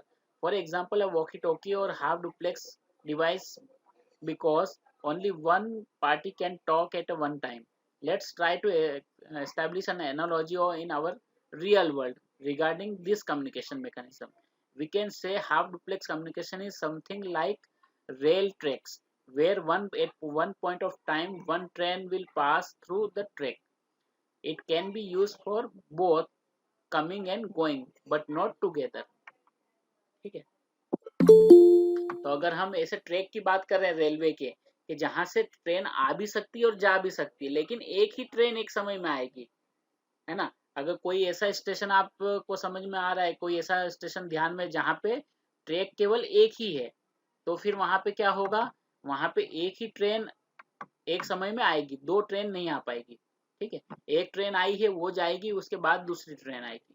तो ये किस तरह का कम्युनिकेशन हो गया, हाफ डुप्लेक्स का, ठीक है। वॉकी टॉकी और ये ट्रेन वाला एग्जांपल, ये दोनों इसके एग्जांपल है। क्लियर, ये समझ में आ गया सभी को? Yes, sir. डुप्लेक्स और half duplex. Yes, sir. Okay, good, ठीक है। नेक्स्ट इज फुल डुप्लेक्स, यानी फुल डुप्लेक्स मतलब दो, और फुल मतलब हाफ मतलब एक समय में एक कम्युनिकेट कर रहा था। अब यहाँ पे क्या हो गया, यहाँ पे दोनों भेज सकते हैं एक साथ साइमल्टेनियसली। तो ये भी इजी है समझने के लिए। As the half duplex communication inherits the delay in data communication, another mechanism of data communication mechanism is full duplex. अब यहाँ पे देखिए, अब जो हम जैसे बात कर रहे थे व्हाट्सएप चैट की, वो किस तरह का हो गया, फुल डुप्लेक्स में आ गया। ठीक है, फुल डुप्लेक्स कम्युनिकेशन है। यहाँ पे आप दोनों एक साथ भेज सकते हैं, लेकिन रिसीव डिले के बाद ही होगा, दोनों का एक साथ तो आ नहीं सकता। आपको एक रिप्लाई दिखेगा, फिर कोई और रिप्लाई आप, यानी दोनों साथ में भेज सकते हैं, लेकिन रिसीव में थोड़ा सा गैप रहेगा। As the half duplex communication inherits the delay of data communication, another mechanism of data communication mechanism is full duplex. Refers to the mechanism of data in two directional simultaneously. Here, both the devices are capable of sending as well as receiving data at the same time. As you can see in figure 2.6, that simultaneous bidirectional communication is possible. यानी एक साथ दोनों devices data को send भी कर पा रही है और डेटा को रिसीव भी कर पा रही है। As a result this configuration requires full and independent transmitting and receiving capability. अगर इस तरह का कम्युनिकेशन चाहिए तो दोनों डिवाइसेस में रिसीविंग और ट्रांसमिटिंग, इन दोनों की कैपेबिलिटी होना चाहिए, और बहुत अच्छी कैपेबिलिटी इसमें होना चाहिए। One of the important example is our network communication and internet. अब इंटरनेट जो है वो इसका सबसे बड़ा एग्जाम्पल है। ठीक है, इंटरनेट में कितने भी लोग एक साथ इंफॉर्मेशन भेज सकते हैं, एक साथ रिसीव कर सकते हैं। ठीक है, जैसे यहाँ पे एग्जाम्पल दिया हुआ, terminal A and terminal B दोनों एक साथ इंफॉर्मेशन को भेज भी सकते हैं और रिसीव भी कर सकते हैं। ठीक है, फुल डुप्लेक्स कम्युनिकेशन, ये पूरा इंटरनेट का वो दिया हुआ है। ठीक है, ये दो कंप्यूटर जुड़े हुए, दोनों एक साथ इंफॉर्मेशन भेज भी सकते हैं और रिसीव भी कर सकते हैं। Sharing the same channel and moving signals in both direction increase the channel throughout without increasing its bandwidth. For example, telephone is a full duplex because it has both parties can talk to each other simultaneously. ठीक है, जैसे telephone होता है, वहां पे दोनों लोग एक साथ बोल सकते हैं और सुन भी सकते हैं। In contrast, a walkie-talkie or a half-duplex device where only one party can transmit at one time. It can also be viewed as bidirectional road tracks. Most modems have switch that let you choose between full duplex and half duplex modes. The choice depend on which communication program you are running. ठीक है, तो बहुत सारी modem जो होते हैं वो उसमें आप सिलेक्ट कर सकते हैं कि आपको हाफ डुप्लेक्स मोड रखना है या फुल डुप्लेक्स मोड रखना है। ठीक है, तो रेड जो मॉडर्न रेल ट्रैक्स हैं जहाँ पे दो अलग अलग क्या होते हैं, प्लेटफॉर्म्स होते हैं, या दो अलग अलग ट्रैक्स होते हैं, जो एक आने के लिए होता है, एक जाने के लिए होता है। दोनों आने वाली ट्रेन सर ऐसा ही है, तो साथ में आ जाती है। क्लियर? ये इसमें कोई कंफ्यूजन? ये तीनों समझ में आ गए, बहुत सिंपल है, simplex, half duplex and full duplex. कोई कंफ्यूजन इसमें किसी को? नो ठीक है, सर। तो ये हम कम्युनिकेशन कैसे करते हैं ये उसके ऊपर डिपेंड करता है।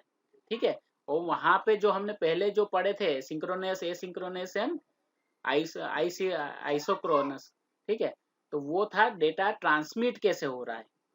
यहाँ पे हम कम्युनिकेशन कैसे कर रहे हैं, वहां पे डेटा ट्रांसमिट कैसे हो रहा है। तो दो चीजें हमने पढ़ी। ठीक है,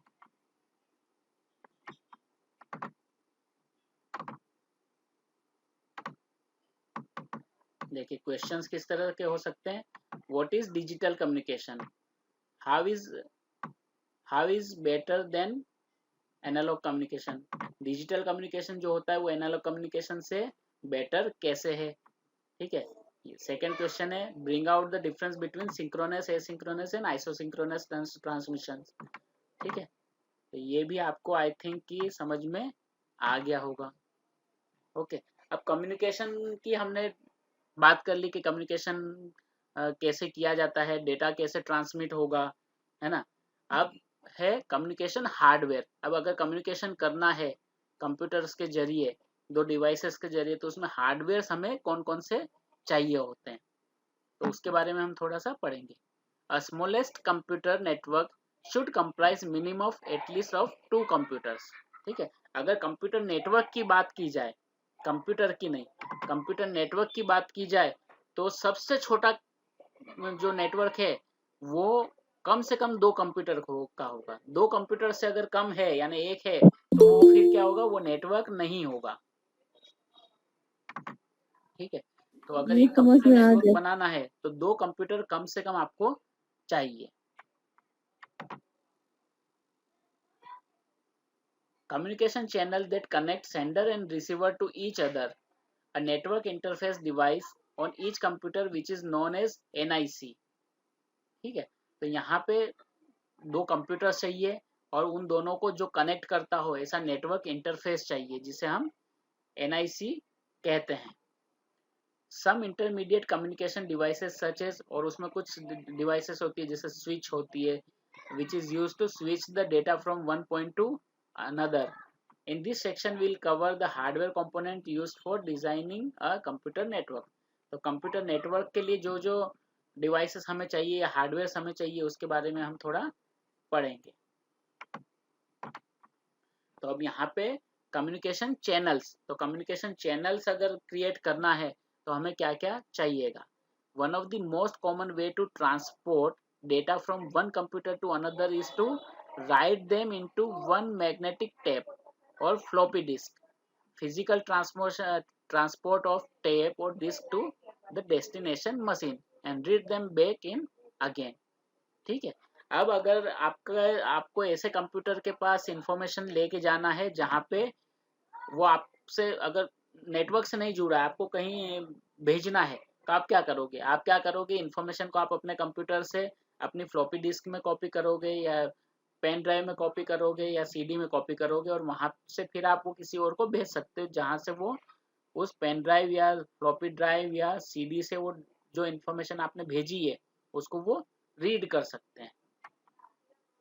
ठीक है, तो इस तरह से भी आप इंफॉर्मेशन को भेज सकते हैं। सबसे सिंपलेस्ट वे या कॉमन वे है वो यही है। While this method is not practical. ठीक है, Imagine the data communication delay cost required to transport the data between countries and continents। लेकिन ये वाला जो मेथड है वो इतना प्रैक्टिकल नहीं होता है। अगर इसके अंदर हम उस चीज़ को कम्युनिकेशन के डिले को ऐड करें कि अगर आपको एक कुछ इन्फॉर्मेशन आज भेजना है वो कब पहुंचेगा, पोस्टल की तरह। ठीक है, कि पोस्ट आपने डाला वो कब पहुंचेगा, उसको पहुंचाने का जो खर्च आता है वो हमें लगेगा। तो ये सब चीज़ें हमें ध्यान में रखनी होगी। Normally cable is the medium through which information usually moves from one network to another, one device to another। ठीक है, तो अगर डेटा एक डिवाइस से दूसरी डिवाइस तक जाता है तो वो किसके थ्रू जाता है, केबल के थ्रू जाता है और नेटवर्क के थ्रू जाता है।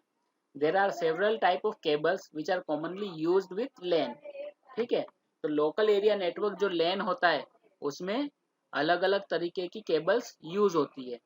In some cases, a network will utilize only one type of cable. Other networks will use variety of cable types। ठीक है, तो कहीं कोई नेटवर्क ऐसे होते हैं जहाँ पे एक ही तरह की केबल्स यूज होती है, कुछ नेटवर्क ऐसे होते हैं जहाँ पे एक से ज्यादा तरीके की केबल यूज होती है। The types of cable chosen for a network is related to the network's topology। ठीक है, तो केबल्स कौन सी यूज कर रहे हैं वो किस चीज पे डिपेंड करता है, किससे रिलेटेड होता है, वो नेटवर्क की टोपोलॉजी के, किस तरह का नेटवर्क है, उसके प्रोटोकॉल क्या है, उसकी साइज क्या है, उसके ऊपर डिपेंड करता है कि आप कितने कौन सी केबल यूज करेंगे। Understanding the characteristics is different type of cable and how they are related to other aspect of a network is necessary for the development of successful network. तो आप कौन सी केबल सिलेक्ट करते हैं, उसको कैसे use करते हैं, तो ये जो आपका नेटवर्क है वो नेटवर्क को सक्सेसफुल बनाने में ये चीज़ें बहुत ज़्यादा यूजफुल होती है, वो उसमें बहुत ज़्यादा उनका रोल प्ले करती है। ठीक है, तो फर्स्ट केबल टाइप है twisted pair. A twisted pair cable in to varieties, unshielded twisted pair and shielded twisted pair.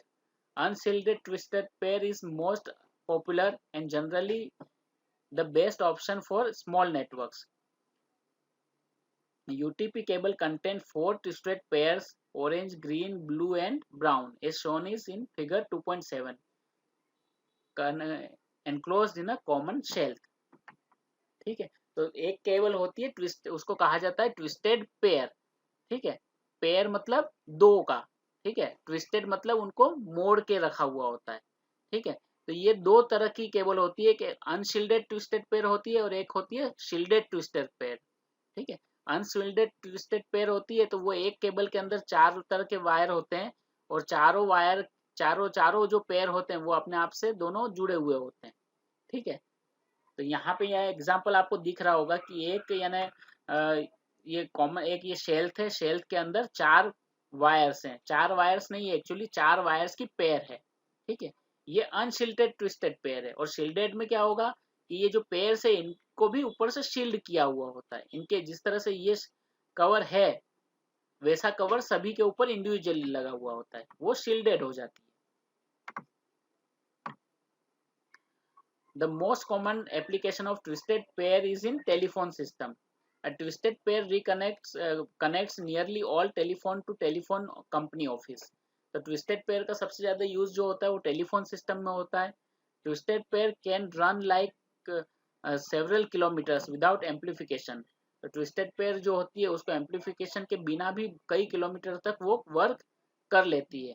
But for the longer distance repeaters are needed, ठीक है। तो बहुत कई किलोमीटर तक विदाउट एम्पलीफिकेशन के ये वर्क कर लेती है, लेकिन उससे भी अगर ज्यादा है तो वहां आपको क्या एम्पलीफिकेशन की जरूरत पड़ेगी, या आपको वहां से रिपीटर्स जो है वो आपको ज्वाइन करने पड़ते हैं। Twisted pair can be used for either analogue or digital signals. तो ये जो ट्विस्टेड पेयर है उसमें आप डिजिटल डेटा को भी ट्रांसमिट कर सकते हो और एनालॉग डेटा को भी ट्रांसमिट कर सकते हो। The bandwidth depends on the thickness of the wire and the distance travel. तो बैंडविड्थ किस चीज पे डिपेंड करता है? बैंडविड्थ यानी वायर की जो थिकनेस है वो कितनी थिकनेस है और कितनी दूर इंफॉर्मेशन को आपको शेयर करना है उस पर डिपेंड करता है। Disadvantage of unshielded twisted pair is that it may be susceptible to the radio and electrical frequency interface, ठीक है। तो ये जो रेडियो फ्रीक्वेंसी जो होती है और इलेक्ट्रिकल फ्रीक्वेंसी होती है उस पर ये वर्क नहीं करता है। Shielded twisted pair is suitable for environments with electronical interface. तो अगर आपको इलेक्ट्रिकल इंटरफेस के एनवायरमेंट के लिए काम करना है तो आपको शील्डेड ट्विस्टेड पेयर का यूज करना होगा। However, the extra shielded can make the cable quite bulky. लेकिन अगर आप ज्यादा शील्डेड यानी शील्डेड ट्विस्टेड पेयर यूज करोगे तो वो केबल को क्या कर देगा? बल्की कर देगा। Shielded twisted pair is often used on network using token ring topology, ठीक है। तो टोकन रिंग टोपोलॉजी जो होती है, रिंग टोपोलॉजी, वहां पे ट्विस्टेड पेयर जो केबल है उसका यूज किया जाता है। क्लियर है ये? ट्विस्टेड पेयर केबल जो है उसका कॉन्सेप्ट आ गया ना समझ में आपको? Yes sir. Okay. Then second है coaxial cable. Another common transmission medium is coaxial cable. It is better shielded than twisted pair. Twisted pair से भी ये ज्यादा shielded होती है. So it can span longer distance at higher speed. तो उसकी वजह से ये जो longer distance है उसको भी high speed में ट्रैवल डेटा इसमें हो जाता है। A coaxial cable consists of stiff copper wire as the core surrounding by an insulating material. The insulator is encased by a cylindrical conductor, often as a closed woven braid mesh. The outer conductor is covered with a protective plastic shell. A cutaway view of the coaxial shelled cable is shown in figure 2.8। अच्छा ये cable देखी है आप लोगों ने? सभी ने देखी होगी आई थिंक। यस सर, जो टीवी का केबल होता है इसी के थ्रू तो यस जो टीवी का केबल होता है ना वो यही केबल होता है, कोएक्सियल केबल, जहाँ पे ब्लैक वायर होता है, फिर एक प्लास्टिक होता है, ठीक है, फिर एक कॉपर का कुछ जाली जैसा ऊपर होता है, फिर अंदर उसके अंदर एक प्लास्टिक होता है, उसके अंदर कॉपर का फिर एक तार होता है ना। तो जो केबल में जो वायर लगता है ना, डिस्क कनेक्शन में जो वायर लगता है वो ये कोएक्सियल केबल ही होती है।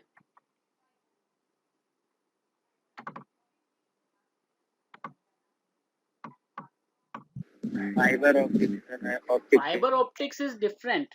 ऑप्टिकल फाइबर जो है ना वो डिफरेंट होता है, वो ये नहीं है. Coaxial cable is different and fibre optics is different. The construction of shielding the coaxial cable gives it good combination of high bandwidth and excellent noise immunity. The bandwidth possible depend on the cable length. For 1 kilometer cable, a data range of 1 to 2 GB is feasible. Longer cable can also be used, but only at lower data rate with periodic amplifiers. ठीक है. तो आपने देखा होगा कि जो गांव में डिसकनेक्शंस आपने देखे होंगे, तो कुछ कुछ घर के बाद क्या एम्पलीफायर्स लगाए जाते थे, याद है, देखे आपने?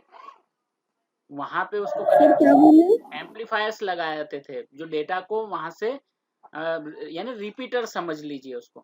ठीक है. वो डेटा को फिर से स्पीड अप करते थे. वो जो डिसकनेक्शन वाले हैं ना, वो सारे वायर्स डायरेक्टली उनके घर से ही अपना हमारे घर तक डायरेक्ट नहीं आते थे. बीच बीच में उनमें बहुत सारी डिवाइसेस लगी हुई होती थी.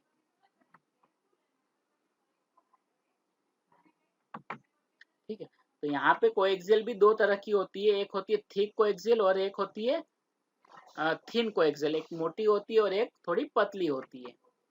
जो मोटी होती है वो होती है 10^5 की, और जो पतली होती है वो 10^2 की.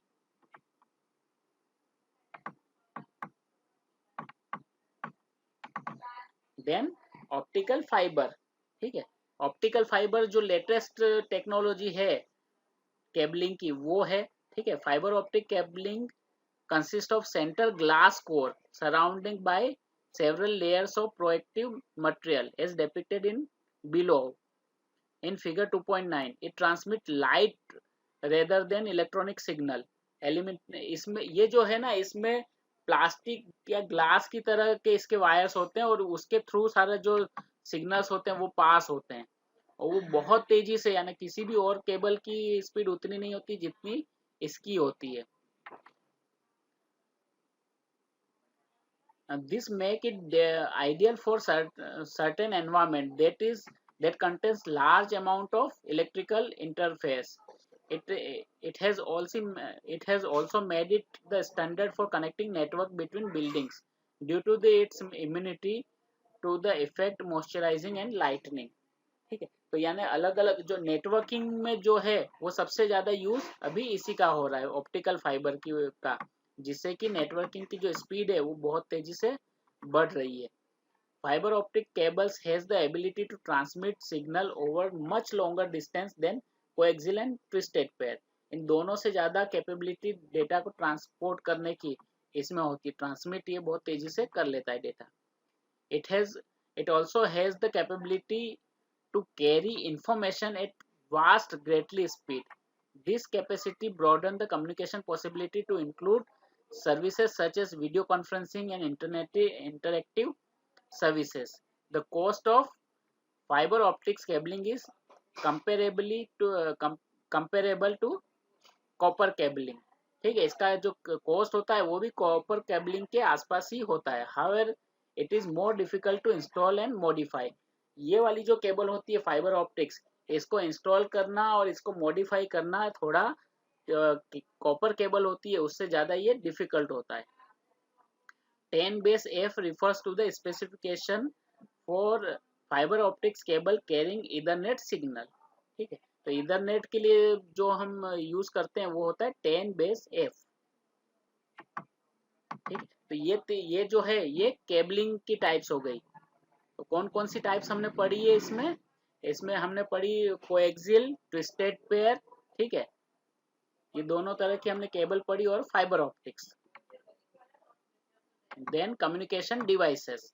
अब कम्युनिकेशन डिवाइसेस की अगर हम बात करें तो इसमें कुछ डिवाइसेस भी होती है जैसे नेटवर्क इंटरफेस कार्ड और मोडेम. ठीक है. तो फर्स्ट हम पढ़ते हैं नेटवर्क इंटरफेस कार्ड, या जिसे हम शायद इथरनेट कार्ड भी कहते हैं. ठीक है. ये अगर ये खराब हो जाता है आपके कंप्यूटर में तो आपके कंप्यूटर में इंटरनेट नहीं चलता है. NIC is also known as network card, as shown is in figure 2.10. It connects the computer to the cabling which in turn link all the computers on the network together, as shown in figure. Each computer on the network must have a network card. ठीक है, तो जितने भी computers हैं network में, उन सब में नेटवर्क कार्ड होना बहुत जरूरी है. अगर नेटवर्क कार्ड नहीं है तो कोई भी कंप्यूटर नेटवर्क से कनेक्ट नहीं हो सकता है. ठीक है, इसको हम ईथरनेट कार्ड भी कहते हैं. Each computer on a network must have a network card. Most modern network cards are 10 by 100 NIC and can operate at either 10 Mbps और 100 Mbps. ठीक है, तो उस कार्ड के ऊपर ये डिपेंड करता है कि वो उसकी जो स्पीड है वो कितनी होगी. तो 10 by 100 मतलब 10 Mbps तक भी यूज कर सकता है, वो 100 Mbps तक भी डेटा को रिसीव कर सकता है, रिसीव या सेंड कर सकता है. It access to a networking medium and often provides low level addressing system through MAC address. ठीक है, इसका एक एड्रेस होता है, MAC एड्रेस जिसे कहा जाता है, जो हर कंप्यूटर को क्या बनाता है, यूनिक बनाता है. ठीक है, MAC एड्रेस जो होता है वो उस कंप्यूटर का आइडेंटिफिकेशन नंबर होता है. जो साइबर क्राइम होता है ना, कौन सा कंप्यूटर से क्राइम किया गया था, कौन से कंप्यूटर से मेल किया गया था, वो भी वो आइडेंटिफाई कर लेते हैं. Then repeater. ठीक है, a repeater is an electronic device that receives a signal and retransmit it at a higher level or higher power or onto the other side of an obstruction so that the signal can cover longer distance without degradation. An example of is shown in figure 2.11. देखिए, ये repeater की तरह काम करता है. मतलब ये आप ये समझिए कि रिपीटर किस तरह से वर्क करता है कि रिले रेस जो होता है ना, रिले रेस में क्या करते हैं कि हम एक जो होता है बंदा, वो कुछ लेके भागता है, वो थक जाता है, वो किसी और को देता है, फिर वो आगे तक लेके जाता है. तो ये उसी का काम करता है. तो रिले रेस में ये डेटा जो भी आ रहा है वो यहाँ तक आएगा, यहाँ से ये फिर से अपने पावर से फिर से उसको, क्योंकि यहाँ तक आते आते उसकी क्वालिटी, उसकी जो स्पीड होती है वो स्लो हो जाती है, तो वहां से आगे फिर ये बिना अगर रिपीटर नहीं है तो उसी इंफॉर्मेशन को आगे ले जाना मुश्किल होता है. तो इन्फॉर्मेशन यहाँ तक आती है, ये उसको कलेक्ट करके फिर से ट्रांसमिट करता है. तो यहाँ पे डेटा लॉस नहीं होता है और सेम स्पीड के ऊपर डेटा ट्रैवल जो है वो पॉसिबल होता है.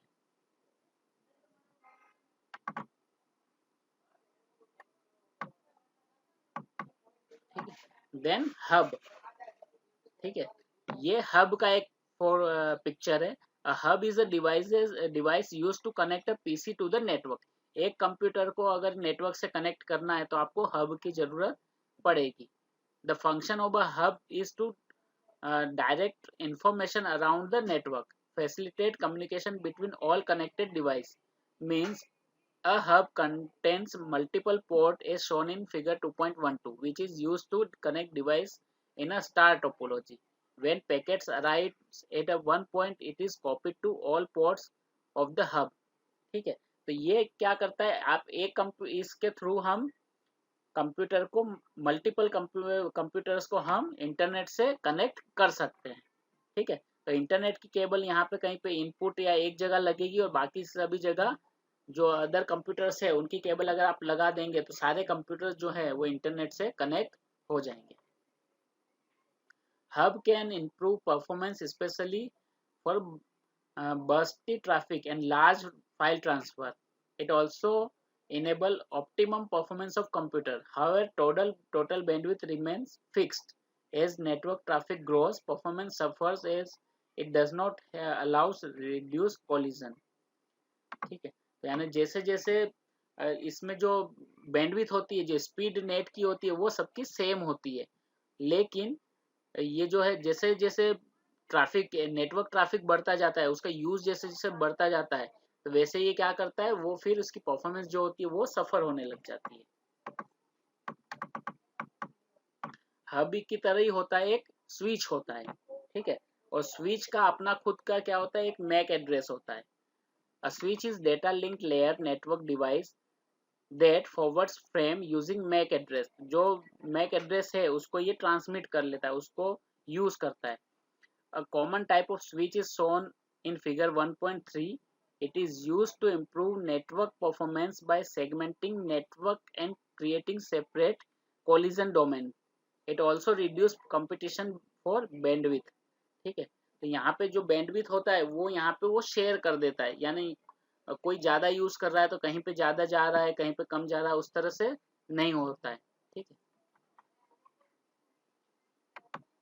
तो ये भी क्या करता है, ये भी एक कनेक्शन से बहुत सारे कंप्यूटर्स को कनेक्ट करने के लिए यूज किया जाता है। During new installation switch should be used instead of hub as they have more effective and provide better performance। तो जो काम स्विच करता है, ठीक है, वही या हब करता है, वही काम ये भी करता है, स्विच भी करता है। ठीक है, a switch which is often named as smart hub. ठीक है, इसे भी, ये भी हब ही है लेकिन इसे स्मार्ट हब कहते हैं। Switch and hub are technology of boxes which computers, printers and other networking devices are connected. Switches are more recent technology and the accepted way of building today's network. With switching, each connection gets dedicated bandwidth. अब यहाँ पे जो internet जैसे मैंने कहा था वहाँ पे सभी में सेम रहता है, लेकिन यहाँ पे जो है वो पूरा इंटरनेट को क्या कर देते हैं, वो शेयर कर देते हैं। ठीक है, तो कोई ज्यादा यूज कर रहा है, कोई कम यूज कर रहा है, ये पॉसिबिलिटी वहाँ पे नहीं होती है। तो सभी की जो स्पीड होती है वो डिवाइड हो जाती है। With switching, each connection gets dedicated bandwidth and can operate at full speed. In contrast, a hub shared bandwidth across multiple connections such that activity from one PC or server can slow down the effectiveness of speed of other connection on the hub। ठीक है, hub में क्या होता है कि अगर एक computer पे कोई बहुत ज्यादा वर्क कर रहा है इंटरनेट का, तो उसकी वजह से दूसरा कंप्यूटर स्लो हो जाएगा। लेकिन स्विच में ऐसा नहीं होता, एक कंप्यूटर कितना भी ज्यादा वर्क करे वो दूसरे कंप्यूटर को अफेक्ट नहीं करता है। It supports VLAN, virtual local area network, as a logical grouping of host on one or more LAN that allows communication to occur between hosts if they were on the same physical LAN। ठीक है, तो यहाँ पे अलग अलग connection को भी आप क्या कर सकते हैं, एक से ज्यादा जो LAN है उसको आप कनेक्ट यहाँ पे कर सकते हैं। देन ब्रिजेस वही है जो नेटवर्क कनेक्शन आपका आ रहा है। ठीक है, ब्रिजेस क्या करते हैं, ब्रिजेस नेटवर्क कनेक्शन जो आपका आता है उसको आप कनेक्ट कर लेते हैं। दो अलग अलग कनेक्शन आ रहे हैं, ठीक है, आप उसको कनेक्ट करके सिंगल लेयर में कन्वर्ट कर सकते हैं। ठीक है, the main network device found the data link layer is a bridge, mainly use for connecting to network और local area network. This device works as higher level than repeater, therefore more complex device. ठीक है, तो यहाँ पे अगर एक समझिए कि एक ऑर्गेनाइजेशन इतना बड़ा है कि वहां पे एक लेन में पता है ना कि 255 254 समथिंग कंप्यूटर्स कनेक्ट हो सकते हैं एक लेन में, उससे ज्यादा नहीं हो सकते हैं लोकल लेन में। ठीक है, लेकिन उससे ज्यादा कंप्यूटर है तो वहां पे 2 लेन क्रिएट हो जाएगी। तो उन दोनों को अगर कनेक्ट करना है आपको तो आप क्या करोगे, आप ब्रिज का यूज करोगे। तो ब्रिज के का यूज करने से दोनों लेन जो है वो कनेक्ट हो सकती है।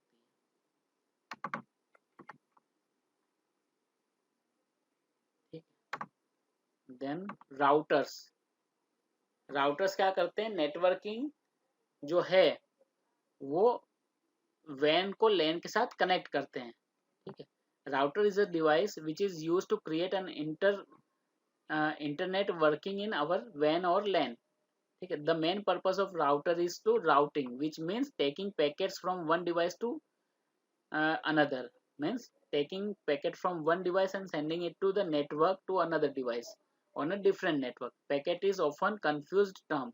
It is nothing but the unit of data at any layer of the protocol stack prior to and after the transmission. तो जब भी जो भी डेटा इंटरनेट से आता है वो राउटर उसको क्या करता है, एक डिवाइस से दूसरे डिवाइस पे भेजेगा। और जो डेटा होता है उसमें हमेशा जो भी रिसिपिएंट कंप्यूटर होता है उसका आईपी एड्रेस होता है या उसका मेल एड्रेस उसका आईपी एड्रेस होता है या फिर उसका एड्रेस होता है। ठीक है। तो सारी इन्फॉर्मेशन उस डेटा में होती है कि ये जो पैकेट है इन्फॉर्मेशन का वो कहाँ पे डिलीवर करना है। तो राउटर उसी इन्फॉर्मेशन का यूज करके कोई भी इन्फॉर्मेशन क्या करता है, ट्रांसफर करता है।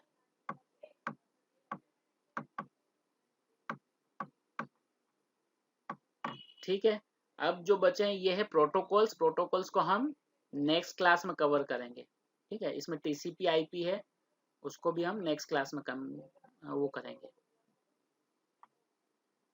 ठीक है। कल क्लास होगी आपकी? हाँ, कल आपकी क्लास होगी क्या सर? होगी ना, मेरी क्लास होगी। ओके, यस होगी, लेकिन कंटिन्यू। अभी 2-3 दिन के बाद होगी, अभी तो नहीं होगी। कब होगी मैं आपको पता चल जाएगा ग्रुप में, है ना। तो उस समय हम ये जो प्रोटोकॉल्स हैं उसको थोड़ा समझाना पड़ेगा, क्योंकि जो भी आईटी से बिलोंग कर रहे हैं उनके लिए इजी रहेगा, लेकिन जो आईटी से बिलोंग नहीं करते उनके लिए सब टेक्निकल टर्म्स है। तो उसमें से आप जितना समझ में आ रहा है ना, उन टेक्निकल टर्म्स को छोड़ दीजिए। आपको जितना समझ में आ रहा है उसको आप समझिए, कॉन्सेप्ट्स को आप समझिए और अपनी भाषा में लिखिए। कुछ कुछ टर्म्स है उनको आप याद रखिए, जैसे हब है, स्विच है। ठीक है, तो उतना आप याद रखेंगे तो आपके लिए सही रहेगा। और इसके हर चैप्टर के बाद कुछ कीवर्ड्स लिखे होते हैं, वो कीवर्ड्स आप पढ़िए, तो वो भी आपके लिए इजी रहेगा। और कीवर्ड्स पढ़ने से भी आपको कॉन्सेप्ट समझ में आ जाएंगे इजीली। ठीक है, तो कोई क्वेरी है आपको इसमें?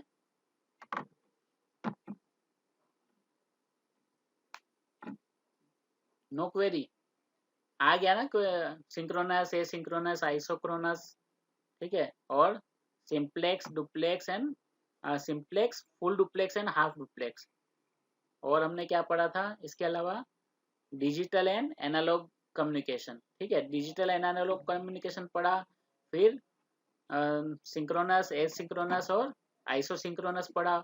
उसके बाद हमने क्या पढ़ा? Simplex, half duplex and duplex, ये पढ़ा। और उसके बाद ये सारा केबल्स के टाइप्स और मॉडेम और ये सारा पढ़ा हमने। ठीक है, स्विच, हब, केबल्स, ये सारा। तो ये सारा आपको आ गया समझ में? इसमें कहीं कोई कंफ्यूजन नहीं है? आई होप कि कोई कंफ्यूजन नहीं है।